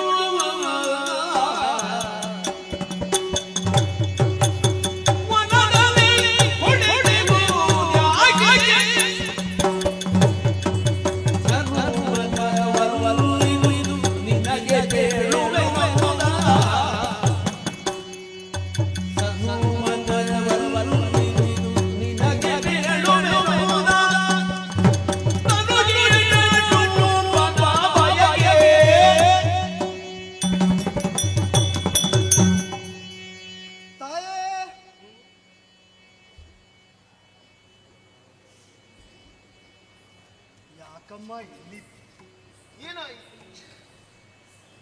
ಏನಾಯ್ತು ಅಂತಲೇ ನನಗೆ ಗೊತ್ತಾಗದ ಸ್ಥಿತಿಯಲ್ಲಿ ನಾ ಕೇಳ್ತಾ ಇಲ್ಲ. ಯಾಕಪ್ಪ? ಕಾನನ ಮಧ್ಯದಲ್ಲಿ ಕಾಮಿನಿಯಾದ ನೀನು ಏಕಾಕಿನಿಯಾಗಿರುವುದು ನಮ್ಮ ಅರಸನಿಗೆ ಗೊತ್ತಾಗಿದೆ. ಧನುಜೇಶನಾದ ಶುಂಭನಿ ತಿಳಿಯಿತೆ. ಅರಿತವನು ವಾಂಛೆಯೊಂದನ್ನು ಹೊತ್ತು ಅದನ್ನು ಸಾಕ್ಷಾತ್ಕರಿಸುವ ದೀಕ್ಷೆಯನ್ನು ನನಗೆ ವಹಿಸಿ ಅಮಾತ್ಯನಾದ ಸುಗ್ರೀವ ನಾಮಕನಾದ ನನ್ನನ್ನು ನಿನ್ನೆಡೆಗೆ ಕಳುಹಿಕೊಟ್ಟಿದ್ದಾನೆ. ಹೌದೇ? ಏನದು? ಅಪಾರವಾದಂತಹ ಪರಿವಾರವನ್ನು ತನ್ನ ವಶದಲ್ಲಿರಿಸಿಕೊಂಡು ಅಂತರಂಗದಲ್ಲಿ ಏಕಾಕಿಯಾಗಿರುವ ಅವನಿಗೆ ಮನಸ್ಸನ್ನು ಮಂದಿರವಾಗಿ ಇರಿಸಿಕೊಳ್ಳುವುದಕ್ಕೊಂದು ವ್ಯಕ್ತಿ ಶಕ್ತಿರೂಪಿಣಿಯಾಗಿ ಬೇಕಲ್ಲ. ನಿನ್ನ ಕುರಿತಾಗಿ ಕಂಡವರಾಡಿದ ಮಾತನ್ನು ಪ್ರಮಾಣವಾಗಿಸಿಕೊಂಡು ಮನವನ್ನು ಮನೆಯನ್ನು ತುಂಬುವುದಕ್ಕೆ ನೀನೇ ಯೋಗ್ಯಳಾದವಳೆಂಬ ದೃಢಭಾವದಿಂದ ಪ್ರಸ್ತಾವವನ್ನು ನನ್ನ ಮೂಲಕ ಕಳುಹಿದ್ದಾನೆ. ಹೌದೇ? ಕಳಿಸಿದವನು ಯಾರೋ ಅಪರಿಚಿತನಿದ್ದಾನೆ. ಕೇಳಿದ ಕ್ಷಣ ಒಪ್ಪುವುದಕ್ಕಾಗುವುದಿಲ್ಲ ಅಂತ ತಿರಸ್ಕರಿಸುವ ಆತುರವನ್ನು ತೋರಬೇಡ್ತಾ ಇದೆ. ಯಾಕೆ ಅಂದರೆ ಸ್ಮರನಿಭರೂಪನಾಗಿ ಸೂರ್ಯ ಸದೃಶ ತೇಜವನ್ನು ಹೊಂದಿ ಚಂದ್ರಹಾಸವನ್ನು ಮುಖದಲ್ಲಿ ಅಖಂಡಿತವಾಗಿ ಬೀರಬಲ್ಲಂತ ಅಷ್ಟದಿಕ್ಪತಿಗಳ ಸಾಮರ್ಥ್ಯ ವಿಶೇಷವನ್ನು ಸೂರ್ಯಗೊಂಡಿರಬಹುದಾದ ತ್ರಿಮೂರ್ತಿಗಳ ಪಂಚಕೃತ್ಯಗಳನ್ನು ನಿಯಂತ್ರಿಸಿರಬಹುದಾದಂತಹ ಅತಲ ವಿತಲ ಸುತಲ ತಲಾತಲ ರಸಾತಲ ಮಹಾತಲ ಪಾತಾಳ ಭೂರ್ಭುವಾಸುವ ಮಹಾಜನಾತಪ ಸತ್ಯ ಹೀಗೆ 14 ಲೋಕಗಳನ್ನು ತನ್ನ ಅಧೀನದಲ್ಲಿ ಇರಿಸಿಕೊಂಡಿರಬಹುದಾದ ಮಾತೆಯ ಕುಕ್ಷಿಯಿಂದ ಹೊರಬಂತು ಮನುಷ್ಯರನ್ನೊಳಗೊಂಡಂತೆ ಸರ್ವವರ್ಗವನ್ನು ತಾನು ನಿಯಂತ್ರಿಸುವ ಸಾರ್ವಭೌಮನಾಗಬೇಕೆಂಬ ಹಂಬಲ ಹೊತ್ತು ಅಸಾಮಾನ್ಯವಾದ ವರಬಲದ ಸಾಮರ್ಥ್ಯ ವಿಶೇಷದಿಂದ ಎಲ್ಲವನ್ನು ಮಿಕ್ಕಿ ಮೀರಿ ನಿಂತಿದ್ದ.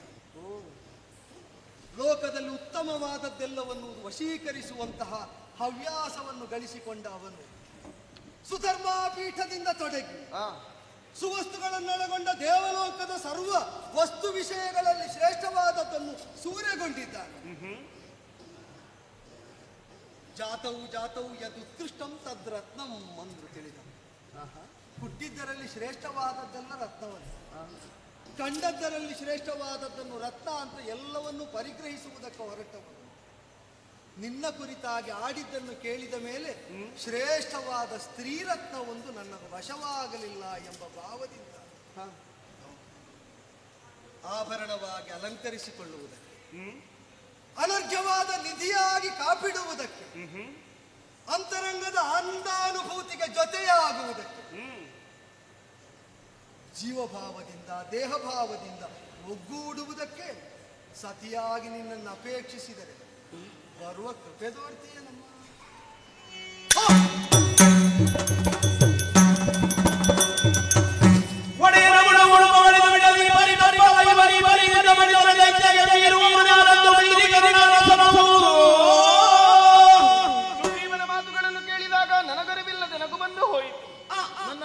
ಮಗನ ಪಾಲಿಗೆ ದಗೆಯಾಗಿ ಹೋಯಿತಲ್ಲ. ಈ ಬಗೆಯನ್ನ ಹಗೆಗಳಿಗೆ ತಿಳಿಯಬೇಕು. ಹಾಗಾಗಿ ಇವನ ಮೇಲೆ ಕರುಣಾರಸ ಬೀರುತ್ತೆ.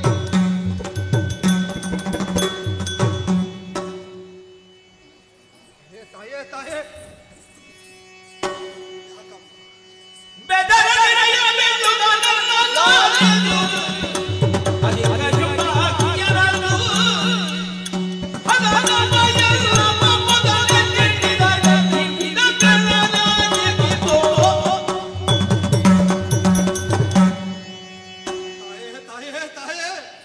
ಏನಾಯಿತು ಸುಗ್ರೀವ? ದಯಾಸಾಗರೆಯಾದ ನೀ ತೋರಿದ ಅನುಪಮವಾದ ಕಾರುಣ್ಯದಿಂದ ಪುಳಕಿತನಾಗ್ತಾ ಇರುವ ವೇಳೆಯಲ್ಲಿ ಮತ್ತೆ ನನ್ನ ಮೇಲೆ ಆಗ್ರಹವನ್ನು ತೋರಿದೆಯಲ್ಲ ತಾಯೇ. ಯಾಕಮ್ಮ? ಸುಷುಪ್ತಿಯಲ್ಲಿ ಗಾಢವಾಗಿ ಮುಳುಗಿದ್ದಂತಹ ವ್ಯಕ್ತಿಯನ್ನು ಎಚ್ಚರಿಸಿದಾಗ ಎಚ್ಚರದ ಪ್ರಪಂಚ ಹೇಗೆ ಬಾಧೆ ಕೊಡ್ತದೋ, ಸುಷುಪ್ತಿಯಲ್ಲಿ ಸಿಕ್ಕುವ ಆನಂದ ಅಂಶ ಮಾತ್ರ ನಿನ್ನ ನಗುವಿನಲ್ಲಿ ಕರಗಿ ಹೋಗಿದಾಗ ಲಭ್ಯವಾಗುವುದು ಅದರಲ್ಲಿ 1000 ಪಟ್ಟು ಹೆಚ್ಚು ಎಂಬುದರಿಂದ ಅದರಲ್ಲೇ ನಿಮಗ್ನನಾಗಿದ್ದಾಗ ಮತ್ತೆ ದೇಹಭಾವ, ಅಹಂಕಾರ, ಅಭಿಮಾನಾದಿಗಳು ಅದೆಲ್ಲ ಜಾಗೃತವಾದಾಗ ಅದೇ ಒಳ್ಳೆಯದಿತ್ತು. ಮತ್ತೆ ಈ ದೇಹಭಾವ ಬೇಡವಾಗಿತ್ತು. ಮನಸ್ಸೊಪ್ಪಿದ್ದನ್ನು ಮಾತಾಗಿಸುವುದಕ್ಕಾಗುವುದಿಲ್ಲ, ಮಾತಾಡಿದಂತೆ ಕ್ರಿಯೆಯನ್ನು ಆಚರಿಸುವುದಕ್ಕಾಗುವುದಿಲ್ಲ. ಅದೇ ಮೂರನ್ನು ಒಂದಾಗಿಸಬೇಕು. ಇದು ತನಕ ಬೇರ್ಪಡಿಸಿ ಬದುಕಿದ್ದು ವ್ಯರ್ಥ, ನಿರರ್ಥಕ. ಒಂದಾಗಿಸುವುದಕ್ಕೆ ಇದ್ದ ಸ್ಥಿತಿ ಬಾಧಕ. ಈ ಸ್ಥಿತಿಯಲ್ಲಿ ಯಾಕಮ್ಮ, ಯಾಕೆ? ನನಗೆ ಅದೇ ಒಳ್ಳೆಯದಿತ್ತು, ಅದನ್ನೇ ಅನುಗ್ರಹಿಸಬಾರದೇ ಯೋಗ್ಯತೆ ಇದ್ರೆ? ಸುಗ್ರೀವ, ನನ್ನ ಮಗನಾಗಿ ಬಾಳುವಂತಹ ಆಸೆ ನಿನಗಿಲ್ಲವೇನು? ಹಾಡು ಹಾಡು ಹಾಡು. ನೀನು ಆ ಮಾತನ್ನು ಆಡುತ್ತಿ ಇದ್ದಾದರೆ ಇದು ತ್ರಿಕರಣಗಳನ್ನು ನಿನ್ನ ಪಾದ ಮೂಲದಲ್ಲಿ ಸೇವಾರ್ಥವಾಗಿ ಒಪ್ಪಿಸಿ ಕೇಳ್ತೇನೆ. ಏನಾಗಬೇಕು ತಾಯೇ ನನ್ನಿಂದ? ಸುಗ್ರೀವ, ಇಲ್ಲಿಯ ತನಕ ನೀನು ಶುಂಭನ ವೇತನದ ದೂತನಾಗಿದ್ದೀಯ. ಈ ಕಾಲಕ್ಕೆ ನನ್ನಿಂದಲೇ ಸತ್ತೆ, ಮತ್ತೆ ನನ್ನಿಂದಲೇ ಹುಟ್ಟಲ್ಪಟ್ಟೆ. ಹೀಗಿರುವಾಗ ನಿನ್ನಲ್ಲಿದ್ದಂತಹ ದುಷ್ಟ ಶಕ್ತಿಗಳೆಲ್ಲವೂ ದೂರವಾಗಿ ಹೋಯಿತು. ದೇಹ ಮಾತ್ರ ಮೊದಲಿನದ್ದು. ಆದರೆ ಆ ದೇಹದಲ್ಲಿರುವಂತಹ ಆತ್ಮವದು ನಾನೇ ನೀಡಿದಂತಹ ಅನುಗ್ರಹ ಶಕ್ತಿ ಮಗನೇ. ಹಾಗಾಗಿ ಇನ್ನು ಮುಂದಕ್ಕೆ ನೀನು ಯಾವುದನ್ನು ಮಾಡುತ್ತೀಯೋ ಅದು ನಾನು ಹೇಳಿದ ಹಾಗೆಯೇ ನಡೆಯಬೇಕು. ಸುಗ್ರೀವ,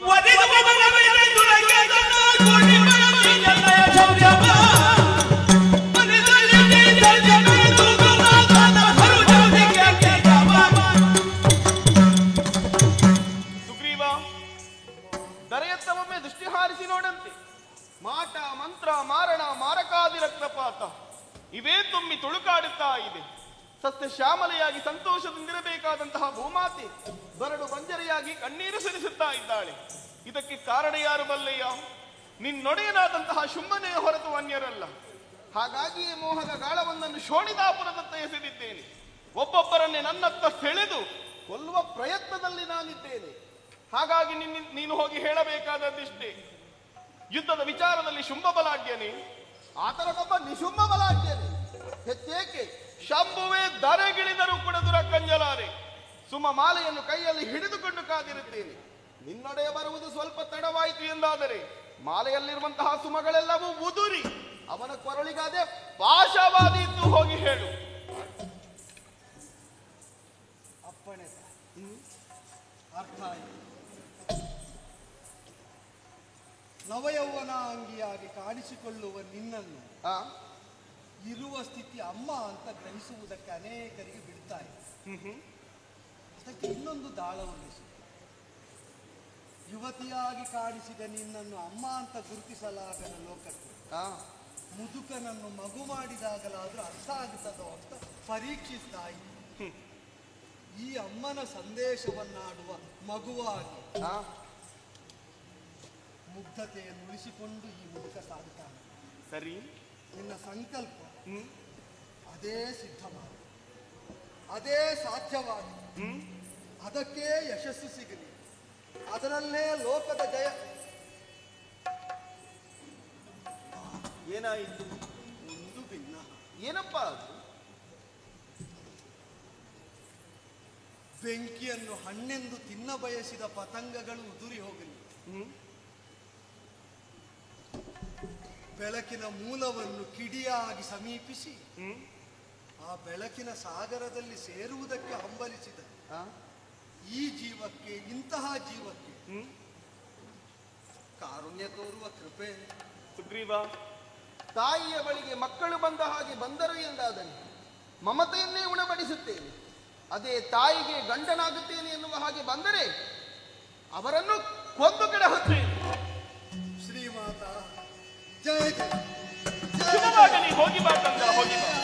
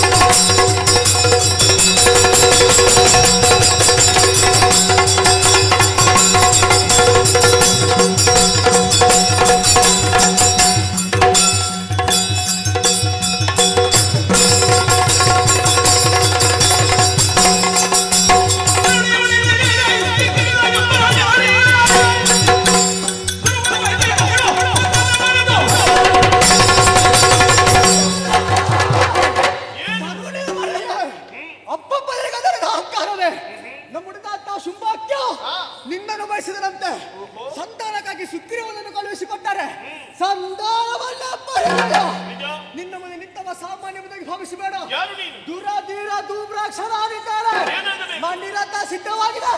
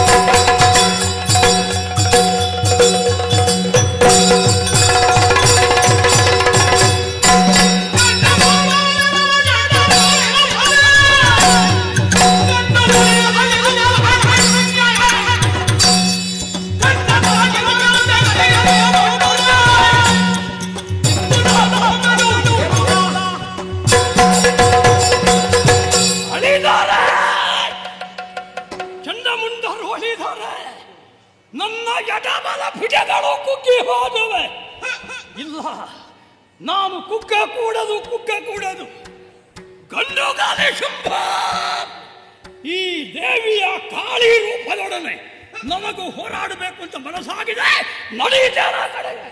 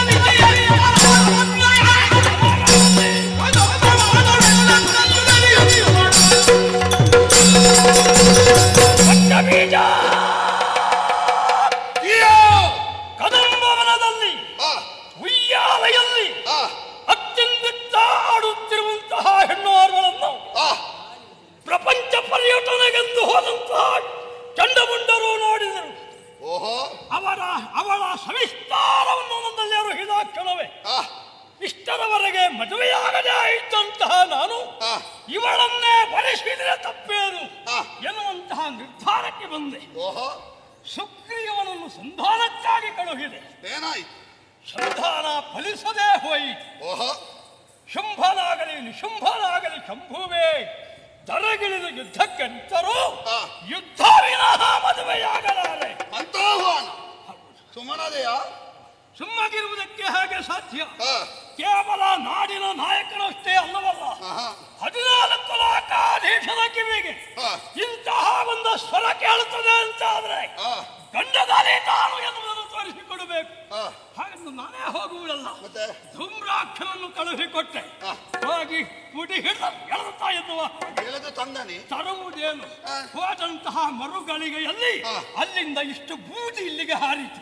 ಹೌದಾ? ಕೇಳುವಾಗ ಹೇಳಿದ್ರು ಅದಿಲ್ಲಿಂದ ಹೋದವನದ್ದೇ ಅಂತ. ಧೂಮ್ರಾಕ್ಷನ ಭಸ್ಮ ಇಲ್ಲಿಗೆ ಬಂದಿದೆ. ಗಂಡುಗಳಿಗಳಾದಂತಹ ಚಂಡಮುಂಡರಲ್ಲಟ್ಟಿದೆ. ಚಂಡಿಕೆಯಾಗಿ ಕೊಂದ ಮುಗಿಸಿದ್ದಾಳಂತೆ. ಚಂಡಮುಂಡರನ್ನು ಕಳೆದುಕೊಂಡೆ. ಓಹೋ, ಇನ್ನಷ್ಟು ಧೈರ್ಯವನ್ನು ಕಳೆದುಕೊಳ್ಳುವುದಕ್ಕೆ ನನಗೆ ಇಷ್ಟವಿಲ್ಲ. ಆದ ಕಾರಣ ರಥಾರೋಹಿಯಾಗಿ ಉಳಿದಂತಹ ದಾನವ ಸಾಮ್ರಾಜ್ಯ ಸೇನೆಯನ್ನು ಸೇರಿಕೊಂಡು ನಾನೇ ಹೊರಟಿದ್ದೇನೆ. ನೀನು ಬಂದು ತಡೆಯುತ್ತಿರುವಿಲ್ಲ, ಏನು ಕಾರಣ? ಪ್ರಭು, ಮಾತಿನಲ್ಲಿ ಹೇಳ್ತಿ ದೈತ್ಯರನ್ನು ಉಳಿಸಲಿಕ್ಕೆ ಹೊರಟದ್ದು ಅಂತ. ಹೌದು, ಆದ್ರೆ ಕೃತ್ಯ ವ್ಯತಿರಿಕ್ತ ಉಂಟಲ್ಲ ಪ್ರಭು. ಹೇಗೆ? 2 ಮಾತುಗಳಿಗೆ ಅವಕಾಶ ಕೊಡಬೇಕು. ಇದೆ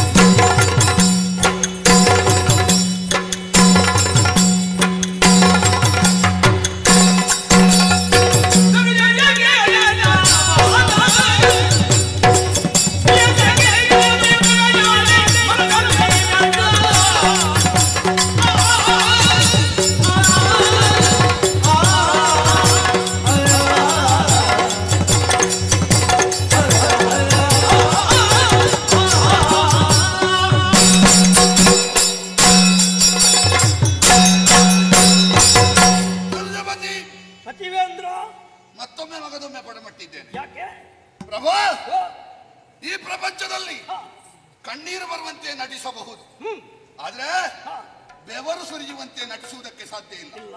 ಅದಕ್ಕೆ ಪರಿಶ್ರಮವೇ ಬೇಕು.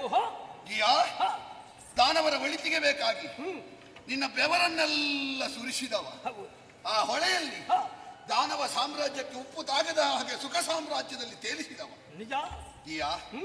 ದೇವಾಲಯವೊಂದಕ್ಕೆ ಕೋಟಿ ಕೋಟಿ ಕಾಣಿಕೆ ಹಾಕಿದವ ಭಕ್ತನೇ ಆಗುವುದು. ಆದ್ರೆ ಹಸಿದವನಿಗೆ ಒಂದು ತುತ್ತು ಅನ್ನ ಕೊಟ್ರೆ ಕೊಟ್ಟವ ದೇವರಾಗುತ್ತಾನೆ ಪ್ರಭು. ನೀನು ದೇವನಾಗಿ ಮೆರೆದವ ಧನುಜೇಶ. ಈ ಹಿಂದಿನವರು ನಾಯಕರಾಗಿದ್ದಾರೆ, ಯಾರು ಧನುಜೇಶರಾಗಲಿಲ್ಲ. ಯಾಕೆ ಆಗಲಿಲ್ಲ? ಅವರೆಲ್ಲ ಕೊರಳಿನ ಕೆಳಗೆ ವರ ಕೇಳಿದ್ರು, ನೀನೊಬ್ಬ ತಲೆಯನ್ನು ಉಪಯೋಗಿಸಿ ವರ ಕೇಳಿದವ. ಇಚ್ಛಕ್ರಿಯೆ ಎಲ್ಲ ದಾನವರಲ್ಲಿ ಇತ್ತು, ವಿಶೇಷವಾದ ಜ್ಞಾನ ಬುದ್ಧಿ ಇದ್ದದ್ದು ಯಾರಲ್ಲಿ ಅಂತ ಕೇಳಿದ್ರೆ ಅದು ಶುಂಭನಲ್ಲಿ. ಪ್ರಭು, ಒಂದು ಕಾಲದಲ್ಲಿ ಹಸಿದ ಹೊಟ್ಟೆ, ಹರಿದ ಬಟ್ಟೆ, ಅಭದ್ರತೆಯ ಬದುಕು, ಭೀತ ಮಾನಸವಾದಂತಹ ಜೀವನ, ಇದನ್ನೆಲ್ಲ ಹೋಗಲಾಡಿಸುವುದಕ್ಕೆ ಬೇಕಾಗಿ ಧನುದೇವಿಯ ಪ್ರಾರ್ಥನೆ ಶಿವನ ಪಾದಕ್ಕೆ ಮುಟ್ಟಿತೋ ಎನ್ನುವ ಹಾಗೆ ಶಿವನೇ ಧನುದೇವಿಯ ಗರ್ಭವನ್ನು ಸೇರಿದನೋ ಎನ್ನುವಂತೆ ಹುಟ್ಟಿದಂತಹ ಧನುಜೇಶ ನೀನು. ಉಳಿದವರಿಗೆಲ್ಲ ವಿರೋಧಿಗಳಿಗೆ ನೀನು ಪೌರುಷ. ನಿನ್ನ ಪೌರುಷವನ್ನು ನೋಡಿದರೆ ಹೆದರ್ತಾರೆ. ದಾನವರಿಗೆ ಮಾತೃತ್ವದ ಭಾವ ಪ್ರಭು, ನಮಗೆಲ್ಲ ತಾಯಿಯಾದವ ನೀನು. ನಮಗೆ ಒಬ್ಬೊಬ್ಬರಿಗೆ ಬೇರೆ ಬೇರೆ ತಾಯಿ ವಿಳಾಸಕ್ಕೆ ಇರಬಹುದು, ಆದರೆ ನಿಜವಾದ ತಾಯಿ ನೀನು. ಇಲ್ಲಿಯವರೆಗೆ 14 ಲೋಕಗಳನ್ನು ಗೆದ್ದದ್ದಕ್ಕೆ ಮಾತ್ರ ನೀನು ವಿಜೇತ ಅಲ್ಲ, 14 ಲೋಕಗಳನ್ನು ಗೆದ್ದವರು ತುಂಬಾ ಮಂದಿ ಇದ್ದಾರೆ. ನಿನ್ನನ್ನು ನೀನು ಗೆದ್ದುಕೊಂಡಿದ್ದಿ, ಅದು ನಿನ್ನ ವಿಜಯ ತತ್ವ. ಪ್ರಭು, ಇಂದ್ರನನ್ನು ನಿನ್ನ ತಾಳಕ್ಕೆ ಬೇಕಾದ ಹಾಗೆ ಕುಣಿಸಿದವ ನೀನು ಇಂದ್ರಿಯ ತಾಳಕ್ಕೆ ಕುಣಿದೆಯಾ? ಮನ್ಮಥನ ಶರಕ್ಕೆ ಬಲಿಯಾದೆಯಾ? ಅದಕ್ಕೂ ಇದಕ್ಕೇನು ವ್ಯತ್ಯಾಸ ಉಂಟು. ಇಂದ್ರ ಬೇರೆ, ಇಂದ್ರಿಯ ಬೇರೆ ಅಲ್ವಾ? ಇಂದ್ರನನ್ನು ಗೆದ್ದವರು ತುಂಬಾ ಮಂದಿ ಇದ್ದಾರೆ, ಇಂದ್ರಿಯವನ್ನು ಗೆದ್ದವ ನೀನು. ನಾನು ನನಗೆ ಸೋತುಕೊಂಡು ಹೇಳಿ ನಿನ್ನ ಒಳಗಿರು ಅದು ಸಮಸ್ಯೆ ಆಗುದೇನು ಗೊತ್ತುಂಟ? ನಾವು ಹೊರಗಿನದನ್ನೆಲ್ಲ ಗೆಲ್ತೇವೆ, ನಮ್ಮ ಒಳಗಿರುವುದು ನಮ್ಮನ್ನು ಸೋಲಿಸ್ತದೆ. ದೀಪದ ಬುಡ ಕತ್ತಲು ಅಂತ ಒಂದು ಮಾತಿಲ್ವಾ? ತಮ ಪ್ರಕಾಶ ನ್ಯಾಯ ಅಂತ ಹೆಸರು ಅದಕ್ಕೆ. ಊರಿಗೆಲ್ಲ ಬೆಳಕು ಕೊಡ್ತದೆ ದೀಪ. ಶುಂಭ ಸೋಲ್ವಲ್ಲ ಏನು ಅಲ್ಲ ಹಿಡಿತ ಪ್ರಭು, ಧೈರ್ಯ ಬಂದಿತ್ತ ಮನ್ಮಥನಿಗೆ ನಿನಗೆ ಬಾಣ ಬಿಡ್ಲಿಕ್ಕೆ? ಎಲ್ಲಿಯೋ ಕಾಯ್ತಾ ಇದ್ದಾವ. ಚಂಡಮುಂಡರ ಮಾತುಗಳನ್ನು ಕೇಳಿ ನೀನು ಮೈ ಮರೆತು ಭ್ರಮೆ ಆದೆ. ಸಂದರ್ಭ ಸರಿ ಅಂತ ಯೋಚಿಸಿದ ಬಿಟ್ಟ ಬಾಣ. ಅಲ್ವಾ ಜೀಯ? ಒಂದು ಕಾಲದಲ್ಲಿ ಯೌವನದ ಸಮಯದಲ್ಲಿ ಮದುವೆಯ ಬಗ್ಗೆ ಯೋಚನೆ ಮಾಡದೆ ನಿದ್ದೆ, ಅನ್ನ, ಬದುಕು, ಯೌವನ ಎಲ್ಲವನ್ನು 10,000 ವರ್ಷಗಳ ಕಾಲ ಕಾಡಿನಲ್ಲಿ ಕಳೆದು ದಾನವರಿಗೆ ಬೇಕಾಗಿ ಶ್ರಮಿಸಿದವ ನೀನು. ಇಷ್ಟರವರೆಗೆ ಬೇಡ ಅಂತ ಇದ್ದದ್ದು ಈಗ ಯಾಕೊಮ್ಮೆ ನಮಗೆ ಬೇಕು ಅನ್ನಿಸಿದ್ದು ಗೊತ್ತಾಗುದೆ. ಬ್ರಹ್ಮಚರ್ಯದ ತಳಹದಿಯನ್ನು ಪುಡಿ ಮಾಡ್ಲಿಕ್ಕೆ ಹೊರಟೆಯ? ಮದುವೆ ಆಗದಿದ್ರೆ ನೀನು ಇಷ್ಟು ದೊಡ್ಡ ನಾಯಕ ಆಗುತ್ತಿರ್ಲಿಲ್ಲ ಪ್ರಭು. ಒಟ್ಟಿಗೆ ಹೆಂಡತಿ ಇದ್ದವರು ದೊಡ್ಡ ನಾಯಕರಾಗುವುದಿಲ್ಲ. ಯಾಕೆ ಆಗುದಿಲ್ಲ? ಅವರು ಹೆಂಡತಿ ಮಕ್ಕಳಿಗೆ ಮಾಡಿಡುವುದು. ನೀನು ಹಾಗಲ್ಲ. ಹೆಂಡತಿ ಇಲ್ಲದ ಕಾರಣ ನಿನಗೆ ಪ್ರಜೆಗಳೇ ಮಕ್ಕಳು. ನೀನು ಮದುವೆ ಆಗ್ಬೇಕು ಪ್ರಭು. ಯಾವಾಗಲೂ ದೈತ್ಯಕುಲ ವನಿತೆ ನಿನ್ನ ಹೆಂಡತಿಯಾಗಿ ಆಗಿದೆ. ದಾನವರೆಲ್ಲ ನಿನ್ನ ಮಕ್ಕಳಾಗಿದ್ದಾರೆ. ದೈತ್ಯಕುಲ ವನಿತೆಯನ್ನು ವಿಧವೆ ಮಾಡಿ ದಾನವ ಮಕ್ಕಳನ್ನೆಲ್ಲ ತಬ್ಬಲಿಗಳನ್ನಾಗಿ ಮಾಡಿ ದೈತ್ಯನಾಥ ಎನ್ನುವ ನಿನ್ನ ಬಿರುದನ್ನು ಮರೆತು ಪರವನಿತೆಗೆ ಬೇಕಾಗಿ ಬಯಸುವುದು ನಿನ್ನಷ್ಟು ದೊಡ್ಡ ಒಂದು ಅಜಯ ವಿಕ್ರಂಗಿ ಸರಿಯೇ ಪ್ರಭು. ರಾಕ್ಷಸ ಸ್ತ್ರೀಯರಿದ್ದಾರೆ, ಅಪ್ಸರಾಂಗನೆಯರಿದ್ದಾರೆ, ಅವರೆಲ್ಲರನ್ನು ಬಿಟ್ಟು ಒಲಿಯದ ಹೆಣ್ಣಿಗಾಗಿ 14 ಲೋಕಗಳನ್ನು ಗೆದ್ದ ನೀನು ಸೋಲ ಕೂಡದು ಪ್ರಭು. ನಾನು ಸೋಲುವುದಿಲ್ಲ, ಆದ್ರೆ ಬಂದಿರುವಂತಹ ನಾರಿಯ ಹೌದಾ ಅಲ್ವಾ ಅಂತಲೇ ಗೊತ್ತಾಗಲಿಲ್ಲ. ಅಲ್ವಾ? ನಿನಗೆ ಗೊತ್ತಾಗ್ಲಿಲ್ವಾ? ನನಗೆ ಗೊತ್ತಾತನ್ನು ಹೇಳ. ತರುಣಿಯಲ್ಲ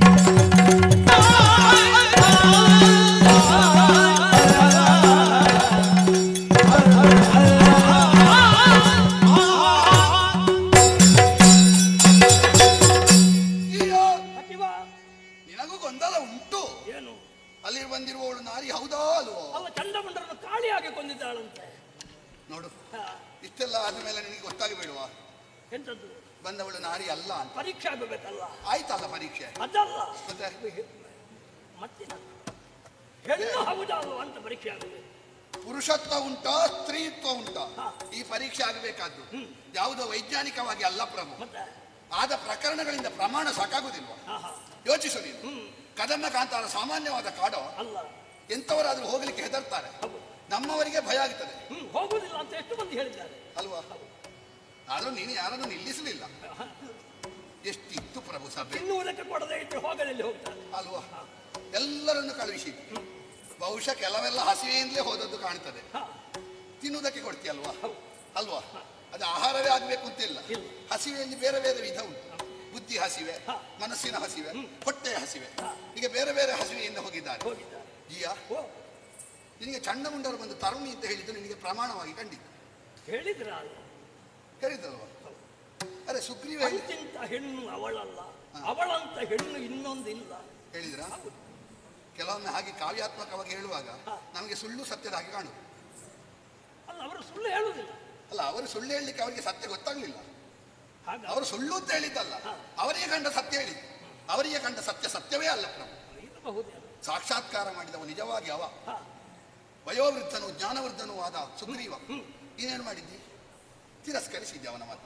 ಮುದುಕ ಹೇಳಬಾರ್ದನ್ನೆಲ್ಲ ಹೇಳಿ ಹೋಗುದು. ಕಾಲು ನನ್ನಲ್ಲಿ ಹೇಳುದು, ಹೋಗಿ ಅವಳ ಕಾಲು ಹಿಡಿ ನನ್ನಲ್ಲಿ ಹೇಳುದು.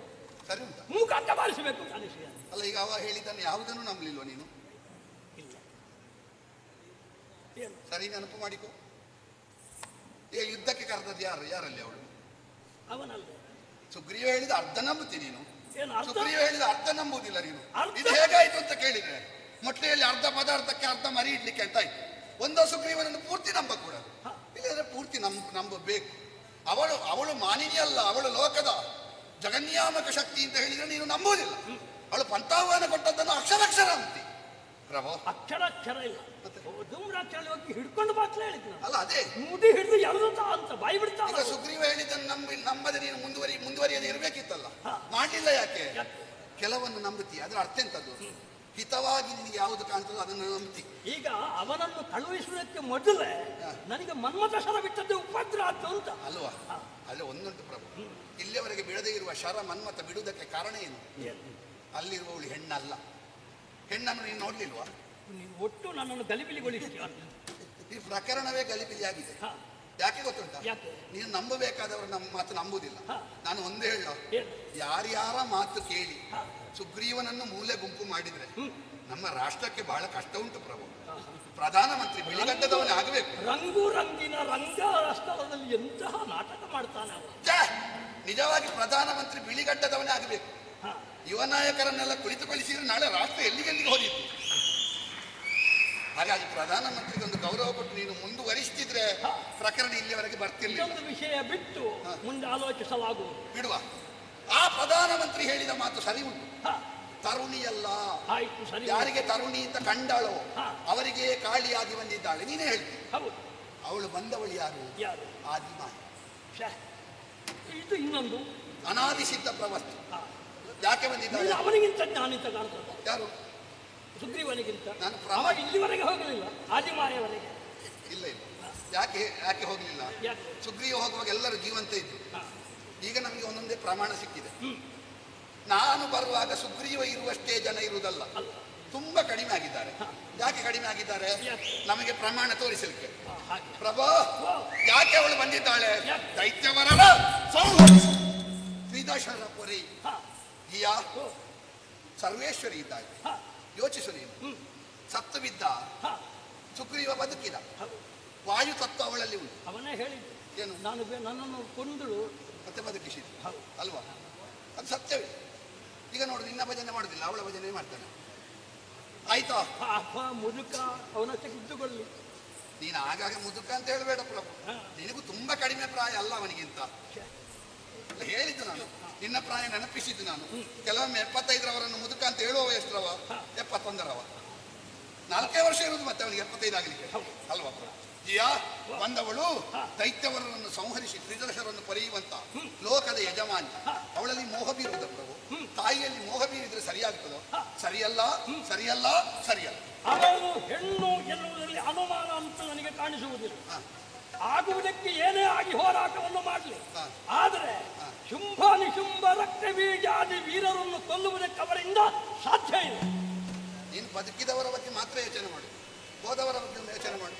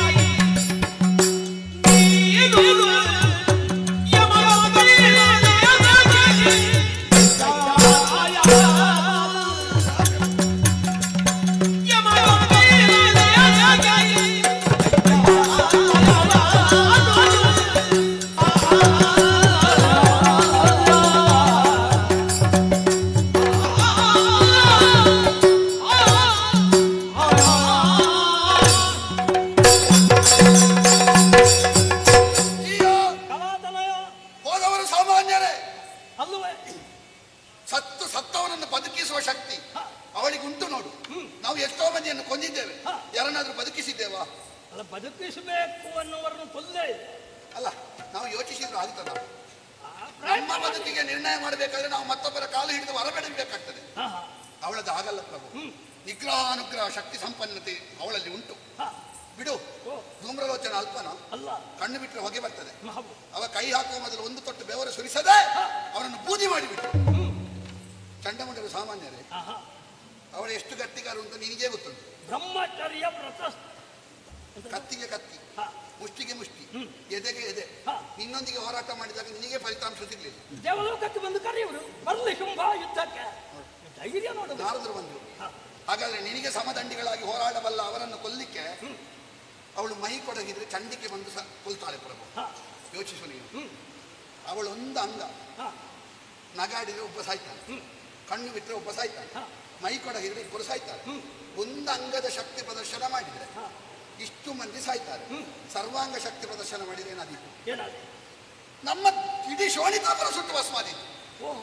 ನೀನು ಅವಳನ್ನು ಮದುವೆ ಆಗಿ ಎಡಭಾಗದಲ್ಲಿ ಕುಳಿತುಕೊಳ್ಳಿಸಲಿಕ್ಕೆ ಬಂದಿತ್ತು. ನಾಳೆ ನಗಾಡಿದ್ರೆ ಸುಗ್ರೀವನಾಗಿ ಎಷ್ಟು ಹೆಣ ಬೀಳಲಿಕ್ಕಿಲ್ಲ. ನಾಳೆ ಮೈಕೊಡ ಚಂಡಿಕೆ ಬಂದರೆ ಎಷ್ಟು ಜನರ ಸಭೆಯಲ್ಲಿ ಹೆಣ ಬೀಳಲಿಕ್ಕಿಲ್ಲ. ಪ್ರಭಾ, ಚಂಡಮುಂಡರ ಕತ್ತಲೆ ಹೇಗುಂಟು ಅಂತ ಹೇಳಿದ್ರು, ಸುಗ್ರೀವ ಬೆಳಕು ಹೇಗುಂಟು ಅಂತ ಹೇಳಿದ. ನೀನು ಕತ್ತಲೆಯನ್ನು ಹುಡುಕಿ ಹೊರಟೆ. ಸುಗ್ರೀವ ಬದುಕುವ ದಾರಿ ಹೇಳಿದ, ಚಂಡಮುಂಡರು ಸಾಯುವ ದಾರಿ ಹೇಳಿದ. ನೀನು ಸಾಯುವ ದಾರಿ ಹುಡುಕಿ ಹೊರಡ್ತಾ ಇದ್ದು. ಅಪ್ರಯೋಜಕವಾಗಿ ನೀನು ಯಮನಾಲಯಕ್ಕೆ ದೈತ್ಯಾನ್ವಯವನ್ನು ಒಪ್ಪಿಸುವ ಈ ಪ್ರಯತ್ನ ಬೇಡ. ಯೋಚಿಸು, ವಿಮರ್ಶಿಸು, ವಿವೇಚಿಸು. ಉಳಿದಿರುವ ದಾರಿ ಏನು? ಉಳಿದಿರುವ ಏನು ಮಾಡಬೇಕು ಪ್ರಭು? ನೀನು ಕೇಳ್ತಿ ಎಂದಾದ್ರೆ ಈ ಬಂದ ಸೋಲಿನ ರೋಗಕ್ಕೆ ಔಷಧಿ ಹೇಳ್ಬೋದು ನನಗೆ. ಆದರೆ ಒಂದು ಸಮಸ್ಯೆ ಉಂಟು. ಕೆಲವರು ಔಷಧಿ ಸರಿ ತಗೊಳ್ತಾರೆ, ಪಥ್ಯವೇ ಮಾಡುದಿಲ್ಲ. ನೀನು ಪಥ್ಯ ಮಾಡದಿದ್ರೆ ನಾನು ಅಭಿಪ್ರಾಯವನ್ನು ಔಷಧಿ ಕೊಟ್ಟು ಪ್ರಯೋಜನ ಇಲ್ಲ. ಪಥ್ಯ ಯಾವುದು ಗೊತ್ತುಂಟ? ನಿನ್ನ ಮನಸ್ಸಿನಲ್ಲಿ ಒಂದು ಅಪಥ್ಯವಾದದ್ದು, ಅದಕ್ಕೆ ಮೂರ್ಖತನ.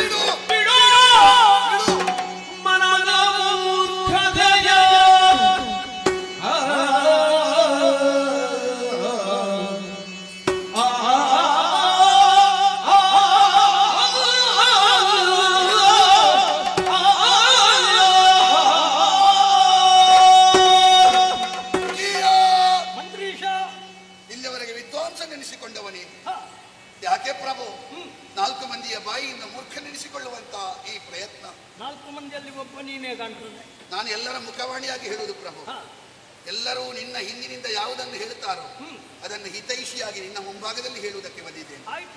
ನಾಲಿಗೆಗೆ ಸಿಹಿಯಾದದ್ದು ಕೆಲವೊಮ್ಮೆ ಆರೋಗ್ಯಕ್ಕೆ ಅಹಿತಾಗುತ್ತದೆ ಪ್ರಭು. ನಿನಗೆ ಕೇಳಲಿಕ್ಕೆ ಕಹಿಯಾಗಿರಬಹುದು, ಆದರೆ ದಾನವರ ಭವಿಷ್ಯಕ್ಕೆ ಒಳ್ಳೆಯದು ಎನ್ನುವ ಭಾವದಿಂದ, ನೀನು ಏನು ಮಾಡಿದರೂ ದೊಡ್ಡ ವಿಷಯ ಅಲ್ಲ ತಲೆಗೊಳ್ಳುವುದಕ್ಕೆ ಸಿದ್ಧ ಎನ್ನುವ ಭಾವದಿಂದ, ತುಂಬು ಹೃದಯದಿಂದ ಬಿಚ್ಚು ಮನಸ್ಸಿನಿಂದ ಮಾತಾಡಲಿಕ್ಕೆ ತೊಡಗಿದ್ದೇನೆ. ಸರಿ,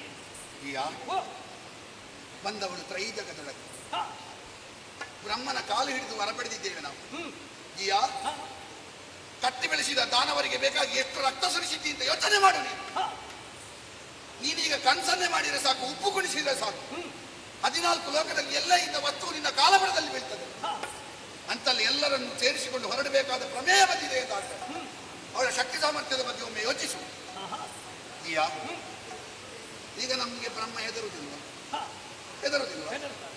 ಮೊದಲು ಹೆದರ್ತಿದ್ದ ಮೊದಲು ಹೆದರ್ತಿದ್ದ. ಯಾವಾಗ ವರ ಪಡೆಯುವ ಮೊದಲು ಇಲ್ಲ ಇಲ್ಲ ಇಲ್ಲ. ಈಗ ಹೆದರಬೇಕಾದ್ರೆ ಮೊದಲೇನು ಮಾಡಿದ್ರು ನೀವು ಹೊರ ಕೇಳಿ. ಕಾಲು ಹಿಡಿದು ವರ ಕೇಳಿ ಪ್ರಭು ಬ್ರಹ್ಮ ಕಾಲು ಹಿಡಿಯುವ ಕಾಲು ಕೈ ಮುಗಿದು ಕಾಲು ಹಿಡಿಯುವ ಕಾಲಿಗೆ ಹಾ, ನಾವು ಅವಳನ್ನು ಸ್ತುತಿ ಮಾಡುವಾಗ ನಾವು ಅಂತ ಹೇಳಿದ್ರೆ ಆರ್ತಿಕರು ಎಲ್ಲರಲ್ಲಿ ಇರುವಂತಹ ದೇವಿ ಲಕ್ಷ್ಮೀ ರೂಪಿಣಿಯಾಗಿದ್ದಾಳೆ, ವಿದ್ಯಾರೂಪಿಣಿಯಾಗಿದ್ದಾಳೆ, ಶಕ್ತಿ ರೂಪಿಣಿಯಾಗಿದ್ದಾಳೆ. ಯಾರನ್ನು ತಾಯಿ ಅಂತ ಕರೀತಾರ ಮೂರು ಮೂರ್ತಿಗಳು ಅಂತ ನಾರಾಯಣನ ಹೆಂಡತಿಯಾದ ಲಕ್ಷ್ಮೀ ರೂಪಿಣಿಯೂ ಇವಳೆ, ಶಿವನ ಹೆಂಡತಿಯಾದ ಶಕ್ತಿ ರೂಪಿಣಿಯೂ ಇವಳೆ, ಬ್ರಹ್ಮನ ಹೆಂಡತಿಯಾದ ಬ್ರಹ್ಮಾಣಿಯೂ ಇವಳೆ. ಹಾಗಿದ್ರೆ ಈಗ ಮೂರು ಮೂರ್ತಿಗಳಿಂದ ಒಬ್ಬ ನಾನೇ ಮೇಲೆ ಆಗುತ್ತೆ ನಾನು. ಅಲ್ಲ, ಇದನ್ನೇ ಮುಂದುವರಿಸಲಿಕ್ಕೆ ಹೇಗೆ? ಈಗ ಅವಳ ಹೆಂಡತಿ ಆಗಬೇಕಾದ್ರೆ ಮೊದಲು ಅವರು ಕೈ ಮುಗಿದು ತಾಯಿ ಅಂತ ಒಪ್ಪಿದ್ದಾರೆ. ಅವಳ ಅಂಶ ಅವರ ಹೆಂಡತಿ ಆಗಿದೆ. ನಾರಾಯಣನಿಗೆ ನಾರಾಯಣಿ, ಬ್ರಹ್ಮನಿಗೆ ಬ್ರಹ್ಮಾಣಿ, ಶಂಕರನಿಗೆ ಶರ್ವಾಣಿ. ಈಗ ನೀನು ಮನಸ್ಸು ಮಾಡಿದ್ರೆ ಶುಂಭಾಣಿ ಆಗುದಿಲ್ಲ. ಅವರಿಗೆಲ್ಲ ಆಣಿ ಹೊಡಿಲಿಕ್ಕೆ ನನಗೆ ಸಾಧ್ಯ ಇಲ್ಲ ಇಲ್ಲ, ನೀನು ಹೇಳಿದ ಆ ಭಾಷೆಯ ಆಣಿ ಅಲ್ಲ, ಹೆಂಡತಿ ಎನ್ನುವ ಅರ್ಥದ ಆಣಿ. ಶುಂಭಾಣಿ ಶರ್ವಾಣಿ ಪ್ರಭು ಅವಳ ಹೆಂಡತಿ ಆಗ್ಬೇಕಾದ್ರೆ ಸುಲಭ, ಒಂದು ತೊಟ್ಟು ರಕ್ತ ಸುರಿಸಲಿಕ್ಕೆ ಹೋಗುವುದು, ತಲೆ ತಗ್ಗಿಸುವುದು, ಕತ್ತಿ ಕೆಳಗಿಡುವುದು, ಕೈ ಮುಗಿಯುವುದು, ಕಾಲು ಹಿಡಿಯುವುದು.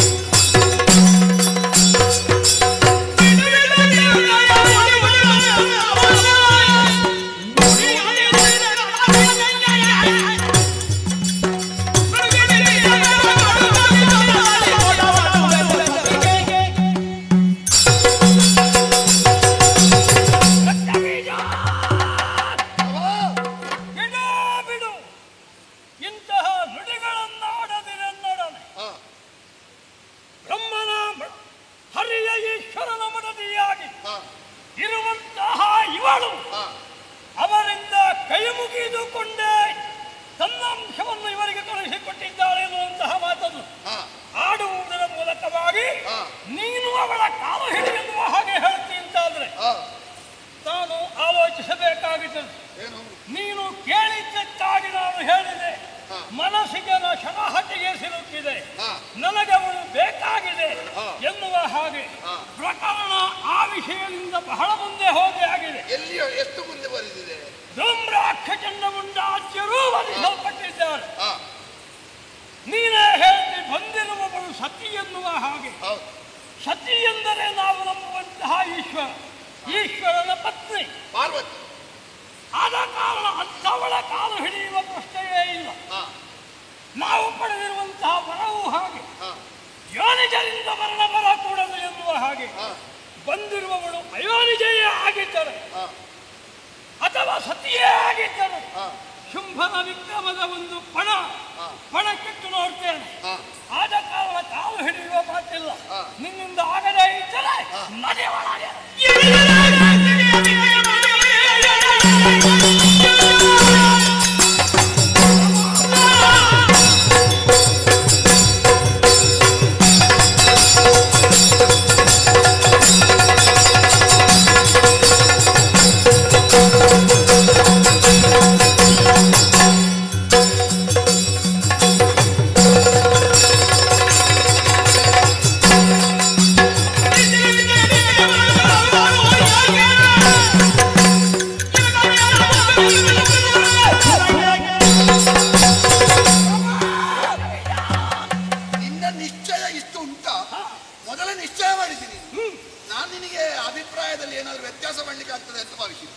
ನಿರ್ಣಯ ಮಾಡಿದ ಮೇಲೆ ವ್ಯತ್ಯಾಸ ಮಾಡಲಿಕ್ಕೆ ಸಾಧ್ಯ ಇಲ್ಲ. ನಿನ್ನಂಥವರ ವಿಷಯವನ್ನು ಗ್ರಹಿಸಿದಾಕ್ಷಣ ನನ್ನ ಅನುಭವ ಇನ್ನಷ್ಟು ಬಲಗೊಂಡಿದ್ದೇ ವಿನ ಕಳಪೆ ಆಗಲಿಲ್ಲ. ತಿಳ್ಕೊ, ಒಳಗೆ ಹೋಗುವುದಿದ್ರೆ ನಾನು ಹೊರಗೆ ಬರ್ತಿರ್ಲಿಲ್ಲ.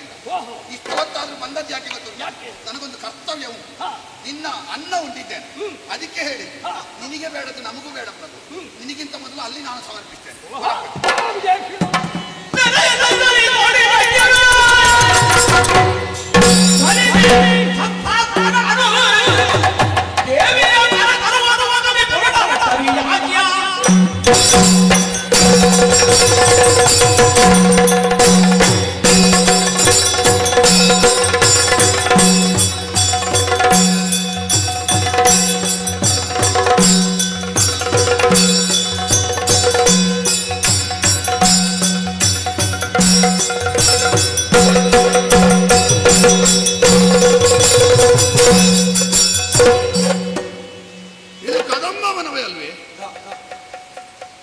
ಮೊದಲಿದ್ದಕ್ಕಿಂತ ಭಿನ್ನವಾಗಿದೆ. ನಾವು ನೋಡದೇ ಇರುವ ವನ ಅಲ್ಲ ಇದು. ಎಲ್ಲೆಡೆ ಬೆಳಕು ಪಸರಿಸಿದೆ, ಜಾತಿ ವೈರ ಬಿಟ್ಟ ವಾತಾವರಣ. ಹೆಚ್ಚು ಮಾತಾಡಿ ಪ್ರಯೋಜನ ಇಲ್ಲ. ನಾವು ಹೇಳಿದ್ರೆ 3 ಪಟ್ಟು ಸುಗ್ರೀವ ಹೇಳಿ ಆಗಿದೆ. ಈಗ ಹೇಳದೆ ಉಳಿದ ಈ ಒಂದು ಹೋದದ್ದೆಯಾ ನಮ್ಮ ಚಂಡಮುಂಡರು?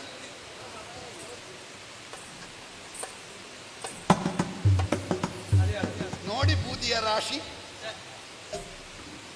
ಆ ಬೂದಿಯ ರಾಶಿಯಲ್ಲಿ ಮತ್ತೊಂದು ಹೆಣ ಬಿದ್ದಿದ ಅಂತ. ಧೂಮ್ರಾಕ್ಷನ ಬೂದಿಯಲ್ಲಿ ನೋಡುವಾಗ ಕರುಳಿಗೆ ಕತ್ತಿ ಇಟ್ಟಾಗ ಆಗ್ತದೆ. ನಮ್ಮವರ ಹೆಣವೇ. ಇಲ್ಲಿ ನೋಡಿದ್ರೆ ಸಾವಿನ ಭಯವನ್ನು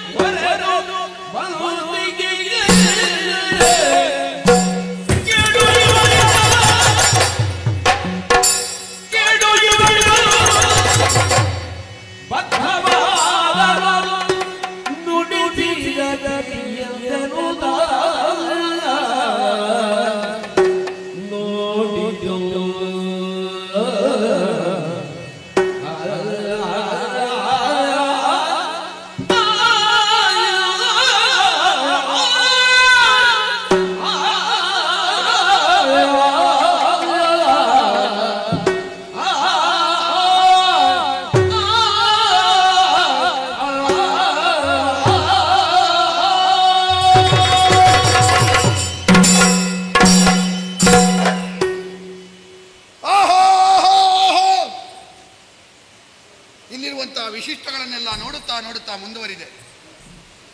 ರಕ್ಕಸರ ಠೇಂಕಾರ, ಆಯುಧಗಳ ಚಣತ್ಕಾರ ಎಲ್ಲವೂ ಈ ಓಂಕಾರದ ಒಳಗೆ ಲೀನವಾಗಿ ಮನಸ್ಸು ಬುದ್ಧಿಯಲ್ಲಿ ಸೇರಿತು, ಬುದ್ಧಿ ಚಿತ್ತದಲ್ಲಿ ಲೀನವಾಯಿತು, ಚಿತ್ತ ಅಹಂಕಾರದಲ್ಲಿ ವಿಲೀನಗೊಂಡಿತು, ಅಹಂಕಾರ ಇವಳಲ್ಲಿ ಐಕ್ಯವಾಯಿತು. ನಾನು ನನ್ನದು ಎನ್ನುವ ಭಾವವನ್ನು ಸುಟ್ಟು ಬೂದಿ ಮಾಡಿಬಿಟ್ಟೆ. ನಿಸ್ವಾರ್ಥವಾಗಿ ನೋಡಿದರೆ ಮಾತ್ರ ದೇವರ ದರ್ಶನ ಕಾಣಿಸುವುದು. ಯಾವನಿಗೆ ಅಜ್ಞಾನದ ಪರ ಇರ್ತದೋ ಅವನಿಗೆ ಕಣ್ಣಿಗೆ ಬಟ್ಟೆ ಕಟ್ಟಿಕೊಂಡ ಹಾಗೆ ಯಾವುದಾದ್ರೂ ಕಾಣ್ತದ ಹೇಳಿ ಹಾಗೆ ಆಗಿ ಹೋಯ್ತು. ಯಾವಾಗ ನಾನು ನನ್ನದು ಎನ್ನುವ ಬಟ್ಟೆಯನ್ನು ಬಿಟ್ಟೆನೋ ಈಗ ನಿಜವಾದ ದರ್ಶನ ಆಯಿತು. ಮಾವಿನ ಮರದಲ್ಲಿ ಎಲ್ಲ ಕಡೆ ರಸ ಇರ್ತದೆ. ತೊಗಟೆಯನ್ನು ನಾರನ್ನು ಜಗಿದ್ರೆ ನಮಗೆ ಸಿಹಿ ಸಿಗ್ತದ? ರಸ ಸಿಗಬೇಕಾದ್ರೆ ಮಾವಿನ ಹಣ್ಣೆ ಆಗಬೇಕು. ಕಬ್ಬಿನ ಜಲ್ಲೆಯಲ್ಲಿ ಪೂರ್ತಿ ರಸ ಇರ್ತದೆ, ಅದರ ಪೂರ್ತಿ ಅನುಭವ ಆಗಬೇಕಾದ್ರೆ ಅದನ್ನು ಬೆಲ್ಲ ಮಾಡಿ ತಿನ್ಬೇಕು. ಇವಳು ಎಲ್ಲ ಕಡೆಯಲ್ಲಿ ಇದ್ದಾಳೆ, ಎಲ್ಲ ಕಡೆಯಲ್ಲಿ ಇರುವ ಇವಳು ಹೀಗೆ ಗೋಚರವಾದರೆ ಮಾತ್ರ ಅದರ ರಸ ಗೊತ್ತಾಗುವುದಿಲ್ಲ. ಆಹಾ ಆಹಾ, ಮನಸ್ಸು ಕಣ್ಣು ಮೈ ಎಲ್ಲ ಪಾವನವಾಗಿದೆ. ಕಲಿರಕ್ತ ಬೀಜನಾದ ನಾನೇ ನಾಯಕ ಅಂತ ಭಾವಿಸಿದ್ದೆ ಇವರಿಗೆ. ನಮ್ಮನ್ನೆಲ್ಲ ನೋಡಿ ಕೈ ಮುಗಿದು ಯಾಕೆ? ಇಲ್ಲೇ ನಾಳೆ ನಾವು ತೊಂದರೆ ಮಾಡ್ತೇವೆ. ನಾಯಕ ಅಲ್ವಾ? ಇವಳನ್ನು ನೋಡುವಾಗ ಹಾಗಲ್ಲ. ತಲೆ ತಗ್ತದೆ, ಕೈ ಮುಗಿಯುತ್ತದೆ, ಸೊಂಟ ಬಾಗುತ್ತದೆ. ಅದವಳ ವರ್ಚಸ್ಸು, ಓಜಸ್ಸು, ತೇಜಸ್ಸು. ಗಾಢ ಗರ್ವದಿಂದ ಕುಳಿತಿದ್ದಾಳೆ. ಯಾಕೆ? ಬೆಂಕಿ ಅದು. ದಾನವರನ್ನು ಸುಡುವ ಬೆಂಕಿ, ದೇವತೆಗಳಿಗೆ ಬೆಳಕು ಕೊಡುವ ಬೆಂಕಿ. ಹೌದಲ್ಲ? ಇವಳನ್ನು ತಿಳಿಯದೇನಿತಾಯಿತೇ? ನಮ್ಮವರ ಒಂದು ಅವಸ್ಥೆ ನೋಡಿ. ಎಲ್ಲಿ ಅಮಾನ್ಯರು ಮಾನ್ಯವಾಗುತ್ತಾರೋ, ಎಲ್ಲಿ ಮಾನ್ಯರು ಅಮಾನ್ಯರಾಗುತ್ತಾರೋ ಅಲ್ಲಿ 3 ವಿಷಯ ಬರ್ತದೆ: ಮರಣ, ಭಯ, ಕ್ಲೇಶ. ಅಮಾನ್ಯರಾದ ಚಂಡಮುಂಡರಿಗೆ ಮಾನ್ಯತೆ ಉಂಟು. ಮಾನ್ಯನಾದ ಸುಗ್ರೀವ ಮೂಲೆಗೆ ತಳ್ಳಲ್ಪಟ್ಟಿದ್ದಾನೆ. ನಮಗೆ ಯೋಚಿಸುವಾಗ ಬೇಸರ ಆಗ್ತದೆ. ನಮ್ಮ ಪಕ್ಷ ಎಲ್ಲಿತ್ತು? ಏನೂ ಇಲ್ಲದ ಪಕ್ಷ ಎಷ್ಟು ಎತ್ತರಕ್ಕೆ ಹೋಯಿತು. ಈಗ ನಮ್ಮ ಪಕ್ಷದ ಅವಸ್ಥೆ ನೋಡಿ ಎಲ್ಲಿಗೆ ಬಂದು ತಲುಪಿದೆ. ಮುಖ್ಯ ಕಾರಣ ಹೇಳಬೇಕು ನಾನು. ನಮ್ಮ ಪಕ್ಷ ಇಷ್ಟು ಸೋಲಿಕ್ಕೆ ಪ್ರಧಾನ ಕಾರಣ ಯಾವುದು ಗೊತ್ತುಂಟ? ನಮ್ಮ ಹಳೇ ಮುಖ್ಯಮಂತ್ರಿಯನ್ನು ಮೂಲೆಯಲ್ಲಿಟ್ಟದ್ದು. ಅವನಿಗೆ ಒಂದು ಅವಧಿ ಪೂರ್ಣ ಆಗುವವರೆಗೆ ಒಂದು ಅವಕಾಶ ಕೊಡ್ತಿದ್ರೆ ಗೆಲ್ಲುತ್ತಿದ್ದೆವು. ಅಲ್ಲ, ಅವನಿಗೆ ಅವಕಾಶ ಕೊಡಿದ್ರು ಬೇಸರ ಇಲ್ಲ. ಒಂದು ಸರಿಯಾದವನಿಗಾದ್ರೂ ಮಣೆ ಕೊಡ್ತಿದ್ರೆ ಬೇಸರ ಇರ್ತಿರ್ಲಿಲ್ಲ. ಹೋಗಿ ಹೋಗಿ ಚಂಡಮುಂಡರಂತ ಒಂದು ಮಕ್ಕಳಾಟಿಕೆಯವರಿಗೆ ಮಣೆ ಕೊಟ್ಟು ಮಾತಾಡುದು ಬಿಟ್ಟರೆ ಎಂಥದ್ದು ಕೆಲಸ ಮಾಡಲಿಕ್ಕಿಲ್ಲ. ಆದರೆ ಒಂದಕ್ಕೆ ಮೆಚ್ಚಬೇಕು, ಇಷ್ಟು ವರ್ಷ ಮಾತಿನಲ್ಲೇ ಊರಿನವರನ್ನೆಲ್ಲ ಮೋಸ ಮಾಡಿದ್ರಲ್ಲ, ಅದೊಂದು ದೊಡ್ಡ ವಿಷಯ. ಆ ಪೀಠದಲ್ಲಿ ಕುಳಿತುಕೊಳ್ಳುವಷ್ಟು ದೊಡ್ಡವರಾದ್ರಲ್ವ? ಅಲ್ಲ, ಮೇಲಿರುವ ಕೇಂದ್ರದ ಶುಂಭಂಜಿ ಇಷ್ಟು ಮಂಕುಮರಳು ಮಾಡಿದ್ದಾರೆ. ಅಲ್ಲ, ಚಂಡಮುಂಡರಲ್ಲಿ ಒಬ್ಬ ಚಂಡ ಅಥವಾ ಮುಂಡ ಇಬ್ಬರು ಮಾಡಿದ ಮಂಕುಮರಳು ಎಂಥದ್ದು? ಹೋಗಿ ಹೋಗಿ ಅವನ ಮನಸ್ಸಿನ ಅಧ್ಯಕ್ಷ ಸ್ಥಾನದಲ್ಲಿ ಅವರನ್ನೇ ಬಿಡಿಸಿದ್ದಾನೆ. ಏನು ಮಾಡೋಣ ಹೇಳಿ? ಕಳೆದು ಹೋದ ಹೊತ್ತು, ಒಡೆದು ಹೋದ ಮುತ್ತು, ತುಂಡಾದ ಕಾಲು, ಹಾಳಾದ ಹಾಲು, ಮತ್ತೆ ಬರುವುದಿಲ್ಲ. ಚಂಡಮುಂಡರ ತಪ್ಪು, ಶುಂಭ ತಪ್ಪುದ? ಶುಂಭ ಬಯಸುವುದ, ಕಾಮಿಸುವುದ? ಛೇ, ನನಗೆ ಗೊತ್ತಾದ ಮೇಲೆ ಅವನಿಗೆ ಗೊತ್ತಾಗಬೇಕಾ? ನಮಗಿಂತ ಮೊದಲು ಗೊತ್ತಾಗಬೇಡ ಅವನಿಗೆ? ಗೊತ್ತಾಗದೆ ಇದ್ದೀತ? ಅವ ಬಯಸಿದ್ದ ಅವನಿಗೆ ಬೇಕಾಗಿ ಅಲ್ಲ, ಚಂಡಮುಂಡರಿಗೆ ಬೇಕಾಗಿ ಬಯಸಿದ್ದಾನೆ. ಇಲ್ಲ ನೋಡದೇ ಇರುವ ಹೆಣ್ಣು ಮಗಳ ಬಗ್ಗೆ ಎಂತದ್ದು ಅವನಿಗೆ ಮೋಹ? ದಾನವರಿಗೆ ಬೇಕಾಗಿ ಬಯಸಿದ್ದಾನೆ. ದಾನವರಿಗೆ ಅನ್ನ, ದಾನವರಿಗೆ ಆಶ್ರಯ, ದಾನವರಿಗೆ ಅಭಯ, ದಾನವರಿಗೆ ಅರಿವು, ದಾನವರಿಗೆ ಅರಿವೇ. ದಾನವರಿಗೆ ಅಬದ್ಧತೆ ಇಲ್ಲದ ಬದುಕು ಕೊಟ್ಟಂತಹ ಶುಂಭ ದಾನವರಿಗೊಂದು ಸರಿಯಾದ ಪದವಿ ಕೊಡಲಿಕ್ಕೆ ಹೊರಟಿದ್ದಾನೆ. ನೋಡಿ, ನಿಜವಾದ ನಾಯಕ ಅಂದ್ರೆ ಅವ. ನಮಗೆ ಬೇಕಾದಷ್ಟು ಮಾಡಿ ಮತ್ತೊಬ್ಬರಿಗೆ ಕೊಡುವುದು ದೊಡ್ಡ ವಿಷಯ ಅಲ್ಲ. ನಾವು ಪಡೆಯುವ ಮೊದಲು ಮತ್ತೊಬ್ಬರಿಗೆ ಕೊಟ್ಟು ಪಡೆಯುವುದು ದೊಡ್ಡ ನಾಯಕತ್ವದ ಲಕ್ಷಣ. ನಾಯಕತ್ವದ ಲಕ್ಷಣ ತೋರಿಸಿದ್ದಾನೆ. ಇಲ್ಲಿವರೆಗೆ ಅವನ ಹಾಗೆ ಬದುಕಬೇಕು ಅಂತ ನಮಗೆ ಆದರ್ಶ ಇದ್ದದ್ದು. ಇನ್ನು ಮೇಲೆ ಅವನ ಹಾಗೆ ಸಾಯಬೇಕು ಅಂತ ಕೆಲವರಿಗೆ ಕಂಡ್ರೂ ದೊಡ್ಡ ವಿಷಯ ಅಲ್ಲ. ಅಷ್ಟು ಮಾಡಿದ್ದಾನೆ. ನಾನು ಅವಳಲ್ಲಿ ಸಂಧಾನ ಮಾಡಿಕೊ ಅಂತ ಹೇಳ್ತೇನೆ. ಅವ ಮೊದಲೇ ಅನುಸಂಧಾನ ಮಾಡಿ ಆಗಿದೆ. ಮೋಕ್ಷ ಸತಿಯನ್ನು ಬಯಸಿದ್ದಾನೆ. ಅವ ಬಯಸಿದ್ದಾನೆ ಅಂತ ನಾನು ಹೋಗುದಾ? ಹೋದ ಕೂಡಲೇ ಮೋಕ್ಷ ಸಿಗಲಿಕ್ಕೆ ಎಂಥದ್ದು? ಹಾಗೆ ಸಿಗುವುದಿಲ್ಲ, ನಾವೇ ಪಡೀಬೇಕು. ಧರ್ಮ ಅರ್ಥ ಕಾಮ ಅದು ಮತ್ತೊಬ್ಬರು ಕೊಡಬಹುದು, ಮೋಕ್ಷ ನಾವೇ ಪಡೀಬೇಕು. ಹೇಗೆ ಪಡೆಯುವುದು? ಸುಗ್ರೀವನಾಗೆ ಕಾಲಿಗೆ ಬೀಳುವುದಾ? ಸುಗ್ರೀವನದ್ದು ಸರಿಯೋ ತಪ್ಪ? ನನ್ನ ದಾರಿ ಅದಲ್ಲ. ಯಾಕೆ? ನಮಗೆ ಅನ್ನ ಕೊಟ್ಟವ. ಯಾವುದಕ್ಕಾದರೂ ಪ್ರಪಂಚದಲ್ಲಿ ಪ್ರಾಯಶ್ಚಿತ್ತ ಉಂಟು. ಗೋಹತ್ಯೆ ಮಾಡಿ, ಸ್ತ್ರೀಹತ್ಯೆ ಮಾಡಿ, ಶಿಶುಹತ್ಯೆ ಮಾಡಿ, ಸರ್ಪಹತ್ಯೆ ಮಾಡಿ ಪ್ರಾಯಶ್ಚಿತ್ತ ಉಂಟು. ಒಂದಕ್ಕೆ ಪ್ರಾಯಶ್ಚಿತ್ತ ಇಲ್ಲ. ಯಾವುದಕ್ಕೆ? ನಮಗೆ ಯಾರು ಉಪಕಾರ ಮಾಡಿದ್ದಾನೋ, ನಮಗೆ ಯಾರು ಅನ್ನ ಕೊಟ್ಟಿದ್ದಾನೋ ಅವನನ್ನು ಮರೆತವನಿಗೆ ಪ್ರಾಯಶ್ಚಿತ್ತವೇ ಇಲ್ಲ. ಕೃತಜ್ಞೆ ನಾಸ್ತಿ ನಿಷ್ಕೃತಿ, ಇದು ಶಾಸ್ತ್ರವಾಕ್ಯ. ರಕ್ತವಿದೆ ಕೃತಜ್ಞನಾಗುದ, ಶುಂಭನಿಗೂ ಅನ್ಯಾಯ ಆಗಕೂಡದು, ಇವಳಿಗೂ ಅತಿಕ್ರಮಿಸಿ ನಡೆಯಕೂಡದು. ಹಾಗೆ ಒಂದು ಹಾವು ಸಾಯದ ಹಾಗೆ, ಕೋಲು ಮುರಿಯದ ಹಾಗೆ ಮಾತಾಡಬೇಕು. ಮಾತಾಡಿ ನಾನು ಬದುಕ್ತೇನೆ ಸಾಯ್ತೇನೆ ಅದು ವಿಷಯ ಬೇರೆ. ಅರೆ ನಾನು ಮಾತಾಡಿ ಒಂದು ವೇಳೆ ಸತ್ತರೆ, ಸತ್ತ ಮೇಲಾದರೂ ನೋಡಿದವರು ಹೇಳಬೇಕು, ರಕ್ತವಿದೆ ಒಂದು ಬದುಕಿರಬೇಕಿತ್ತು, ಅಷ್ಟಾದರೂ ಮಾಡದಿದ್ರೆ ನಾವು ಬದುಕಿ ಪ್ರಯೋಜನ ಉಂಟ. ನೋಡುವ, ಅವಳು ಕೆಟ್ಟದ್ದು ಮಾಡಲಿ ಒಳ್ಳೇದು ಮಾಡಲಿ, ದೇವರು ಅಂತ ಒಪ್ಪಿಕೊಂಡದ್ದು ಹೌದಾ, ಅವಳು ಕೊಟ್ಟದ್ದು ಪ್ರಸಾದ, ಪ್ರಯತ್ನ ನಮ್ಮದು, ಫಲ ಅವಳ.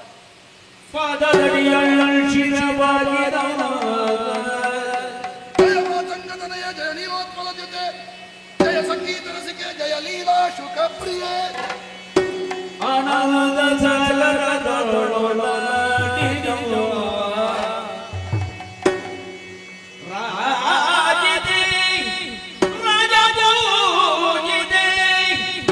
ಜಯ ವಿಜಯ ಗೌರಿ ಗಾಂಧಾರಿ ಮಹೇಶ್ವರಿಯ ತ್ರಿಭುವನ ಶಂಕರಿ ಸರ್ವಮೋಗಮ ಶಂಕರಿ ಸರ್ವ ಸ್ತ್ರೀ ಪುರುಷ ಶಂಕರಿ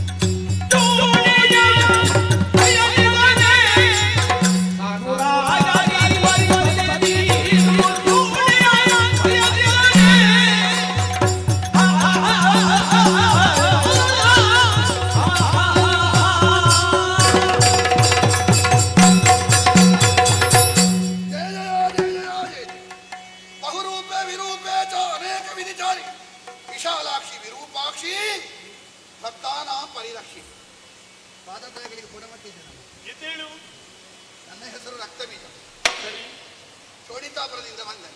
ಹೌದಾ? ನಾನು ದೊಡ್ಡವಲ್ಲಮ್ಮ, ನನ್ನನ್ನು ಕಳುಹಿಸಿದವ ಬಹಳ ದೊಡ್ಡವ. ಯಾರದು? ನನಗೆ ಒಡೆಯನೂ ಹೌದು, ನನಗೆ ಮಾವನೂ ಹೌದು.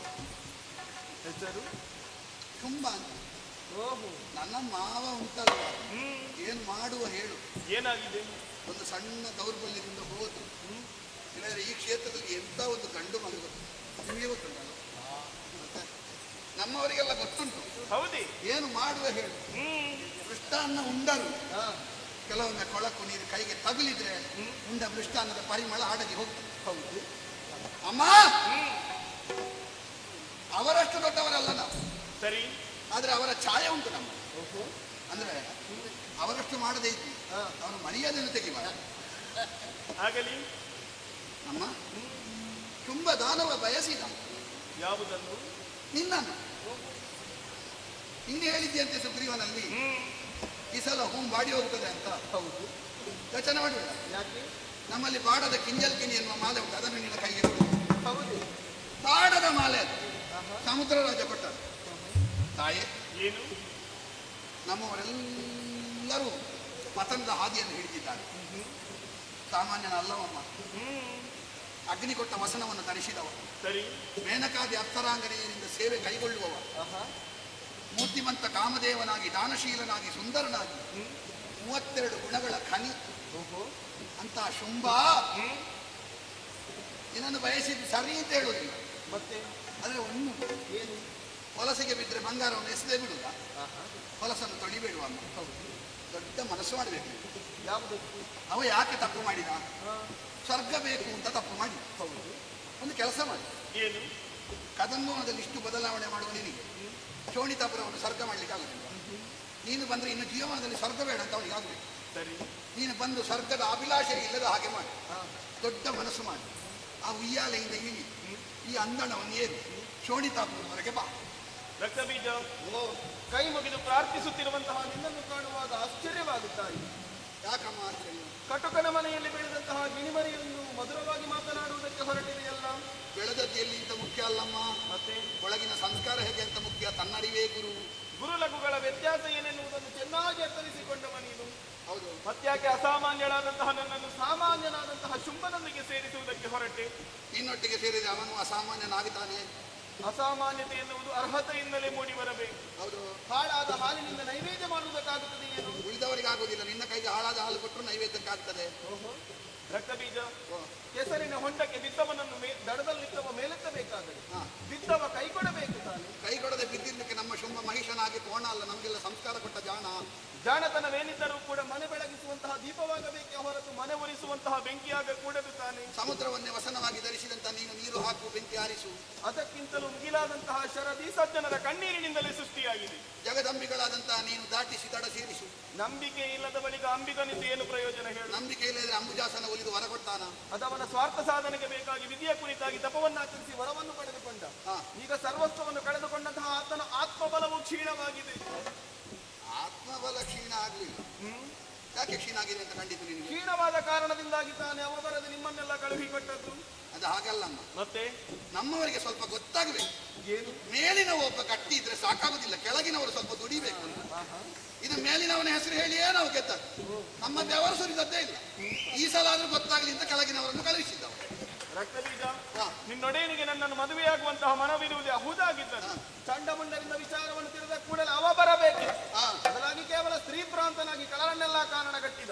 ನನ್ನ ಕೈಯಿಂದಲೇ ಅರಮನೆಯಲ್ಲಿ ಕುಳಿತಂತ ಆತನೊಬ್ಬ ರಣ ಹೇಳಿ ಅವನನ್ನು ಹೊಗಳವ ನೀನೊಬ್ಬ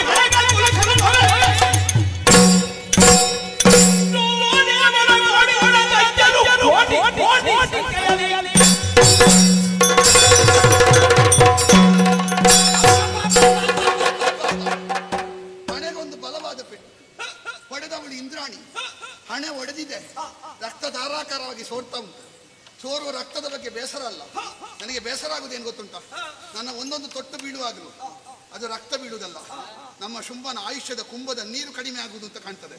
ನಮ್ಮ ಬದುಕೇನಿದ್ರು ಶುಂಭನಿಗೆ ಅರ್ಪಣೆ. ನೆನಪಾಯಿತು, ಬ್ರಹ್ಮ ಕಮಲದ ಮೇಲೆ ಕುಳಿತುಕೊಂಡವ, ನಾವು ಆ ಪಕ್ಷದವರೇ. ಆದ್ರೆ ಅವ ಹೇಳಿದ್ದು ನಂಬಿಕೆ ಬರುದಿಲ್ಲ ನನಗೆ. ಯಾರು? ಕಮಲದ ಮೇಲೆ ಕುಳಿತುಕೊಂಡ ನಳಿನ ಕುಮಾರ ಹೇಳಿದ್ದು ಸತ್ಯವ ಸುಳ್ಳು ಅಂತ ನಂಬಿಕೆ ಇಲ್ಲ. ಒಮ್ಮೆ ಪರೀಕ್ಷೆ ಇಲ್ಲ.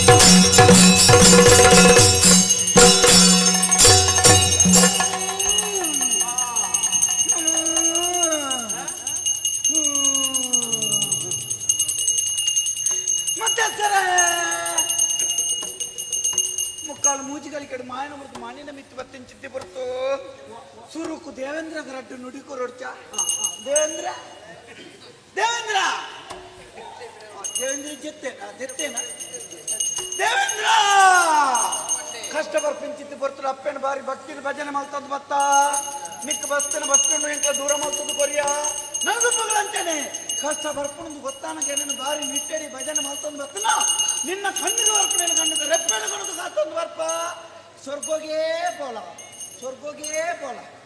ಸ್ವರ್ಗೋಗು ಹೋಯ್ತಿಲ್ಲ ಮತ್ತೆ ಸರ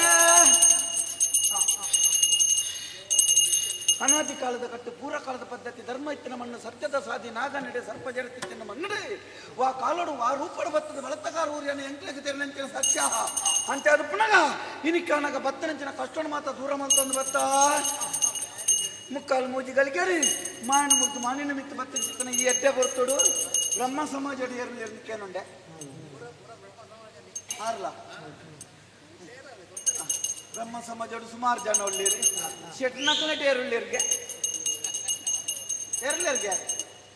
ಉಳ್ಳೇರು ಕೆಲವು ಜನ ಶೆಟ್ಟಿಗಾರ ಉಳ್ಳೇರ್ಗೇನ ಉಳ್ಳೇರಿಗೆ ಮಲ್ಲೆಜ್ಜಿ ನಮ್ಮ ಮಾತೆರೆಲ್ಲ ಎತ್ತಂದುಕೊಂಡು ನನ್ನ ಒಂದು ವಾರ ಮುಳುಪು ಅಂತ ನಮ್ಮ ಮುಗಿ ಅಂದ್ರಿ ಒಂಜಿ ಕೊಟ್ಟು ಮಂಗಾರ ಅರೆತ್ತು ತೂಪನಾಗತ್ತೆ ಜತೆ ಸಾವಿರ ಮನೋಳಿ ಮೂರನೇ ಕರ್ಕೊಂಬನ ಮೂರನೇ ಜತೆ ಮತ್ತೆ ಸೇರೆ ಅಂಚದಪ್ಪನಾಗ ರಾಸಿಗೆ ಬಲಿಪಾಡೋಡು ತುಂಬು ನಿಕ್ಲೆ ಗೊಂಜಿ ರೆಡ್ಡೆ ನುಡಿ ಕೊರ್ಪನ ಕ್ರಮಾತಿ ಭಗವಂತೇನ ಬಾರಿ ಸಂತೋಷ ಅಂಡೆ ಬಾರಿ ಬರ್ಲೋಡು ಬಾಗ ಪಣೊಂದಿತ್ತಾರೆ ಮಾಯಡುತ್ತದಕ್ಕೆ ಏನೊಂದಿತ್ತೆ ಮುಗಿಯನ್ ಬಣ್ಣಗ ಹೊಸ ರಾಗೋಡಿ ಪಣೊಂದಿತ್ತಾರೆ ಕಡೆ ಕನಗ ಮೋನೆ ಕಲ್ಯಾಣಿನ ಕೈನ ಬತ್ತೊಂದು ತೋಡುಗು ಜಾಸ್ತಿ ಮುಗಿಪ್ಪು ನಂದಾಜಿನಿ ಕಾಪಿಡು ಮುಗಿಪ್ಪು ನಂದಾಜಿನಿ ಉಳ್ಳಾರಿ ರಾಗ ನನ್ನದು ಮಗಳಪ್ಪನ ಸೇವೆ ನಿಂಚನೆ ಬಾರಿ ಪೊರ್ಲುಡು ನಿಷ್ಠೆಡಿರು ಮಲ್ತೊಂದು ಬರ್ತಾರ ನಾಡ ಈರ್ನ ದೊಡ್ಡೇಡಿ ಅನ್ನುಂತದು ಸ್ವರತ್ತರು ಪಡುಂತದು ಈರ್ನ ಸ್ವರನು ಆಯ್ನಾಥ ನಿಂತುಕೊಂಡೆ ನಮ್ಮೊಂದಲ್ಲಿ ಮಕ್ಕಳಿಗಾರೆ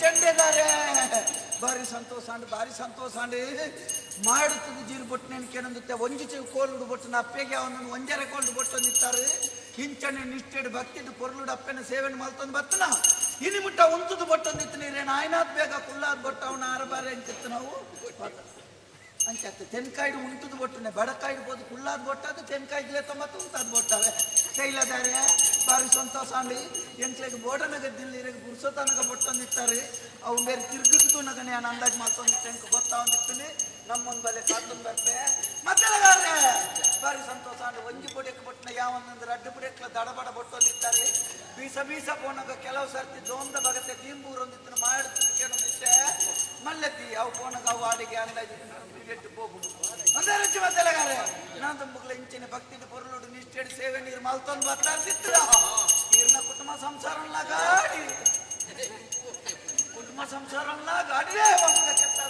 ನಮ್ಮೊಂದು ಬಲೆ ಆವಡಿ ಕಾರ್ಯಕ್ರಮ ಮಲ್ಪೈನಕ್ಲಿಗೆ ರಡ್ಡು ನುಡಿಕೋರಡ್ಚ ಏರೆಗಳು ಒತ್ತಿಜ ಮಲ್ಲೆಜ್ಜಿ ಮಾಡುತ್ತದೆ ಮಾತ ತೆರೆಯೊಂದಿತ್ತೆ ಏಪಲ ಒಂಜಿ ಕಾಯ್ತು ಈತ ಬೇಲೆ ಆಪುಜಿ ಒಂಜಿ ಮುಂಚಿಡು ಒಂಜಿ ಕಜಿಪಾಪುಜಿ ಅಂಚಪ್ಪನಾಗ ಒಂಜಪ್ಪೆನ 10 ಜೋಕ್ಲಿಗೆ 10 ಬುಜ್ಜಿಪ್ಪುಡು 10 ಜೋಕ್ಲು ಒಂಜೇ ಬುದ್ಧಿ ನಿಂಚಿತ್ತನ ಎಡ್ಡೆನ್ನ ಪೊರ್ಲ ಗಂಟದ ಕಲೆತ್ತಂಚಿನೊಂಜಿ ಸೇವೆಯನ್ನು ಕೊರೊಂದಿತ್ತನ ನೆಕ್ಕು ಪೂರ್ವ ಜನ್ಮದಂತೆ ಪುಣ್ಯದ ಬಲದ ಬೋಡಾಪುಡು ಬಾರಿ ಪೊರ್ಲುಡು ಕಾರ್ಯಕ್ರಮ ಮಲ್ಪಾದ ಕೊರಿಯಾರಿ ನಂದಮ್ಮಗಳ ಅಂಚನೆ ಕಲೆತ ಮಿತ್ತು ಬತ್ತಿದ ಕಲಾವಿದರ್ನ ಮಿತ್ತು ಒಂಜಿ ಪ್ರೀತಿಡಿ ಇಂಚಿತ್ತನ ಎಡ್ಡೆಡ್ಡೆ ಕಲೆಕುನ ಮಲ್ಪ ಒಂದು ಬತ್ತಾರ ನಿತ್ತನ ನಿಕ್ಕಲು ಬನ್ಪುನ ಪಾತ್ರಾಡು ಮಲ್ಪನ ಬೇಲೆ ನಡಪುನ ಸಾದಿರು ಒಂಜಕ್ಕೆ ಬತ್ತಕ್ಕೆ ನೂದು 100,000 ಲಕ್ಷ ಮಲ್ಪದು ಅಕ್ಷರ ಮಲ್ಪದು ನಮ್ಮೊಂದು ಬಲೆ ಮತ್ತೇಸ್ತಾರೆ ಅಮೃತಗಳಿಗೆ ಬೋಧಿಸಗಳಿಗೆ ಬರ್ಪೆಂಚಿತ್ತಿ ಬರ್ತು ಎಂಕ್ಲ ಚೂರು ಬಚ್ಚಿದ್ದಿಲಿ ನನ್ನತ್ತೆ ರಾಸಿಗೆ ಬಳಿ ಪಾಡ್ಗತಿ ಬೊಂಡ ಉಂಡ ಮರತತ್ತು ತಾರೇಡಿ ನೀರು ಗಣ ಪುಣ್ಣ ಮಲ್ಲೆಜ್ಜನ ಪೋಣಗನೆ ಬರೋದು ಬೋಪೆ ರಾಸಿ ಬಳಿ ಪಾಡ್ಗತಿ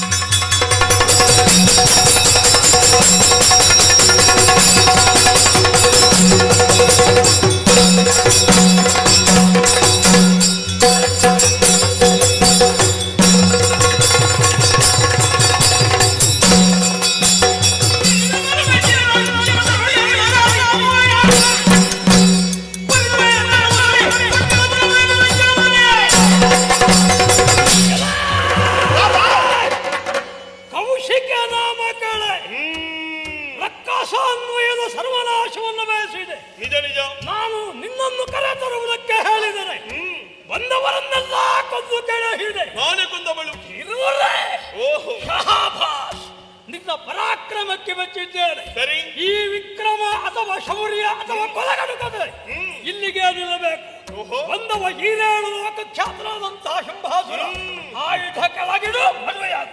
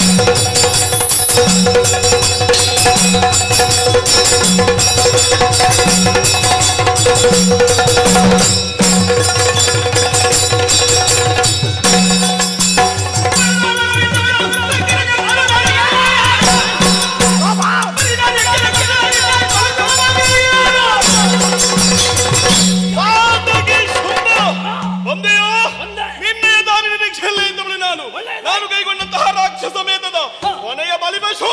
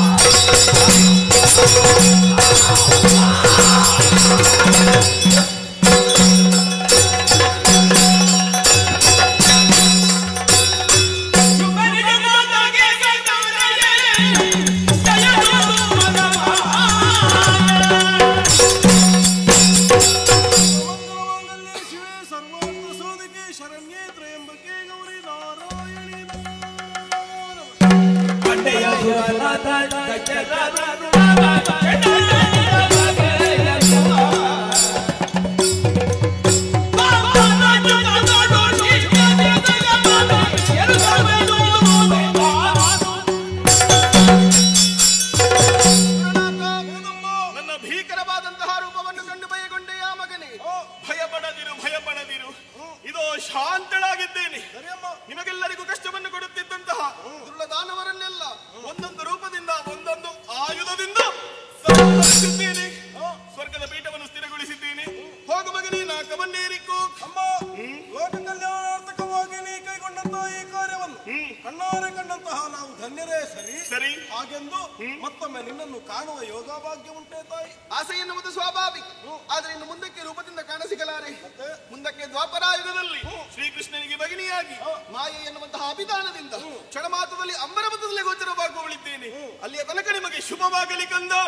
ಭದ್ರಂ ಶುಭಂ ಮಂಗಳಂ.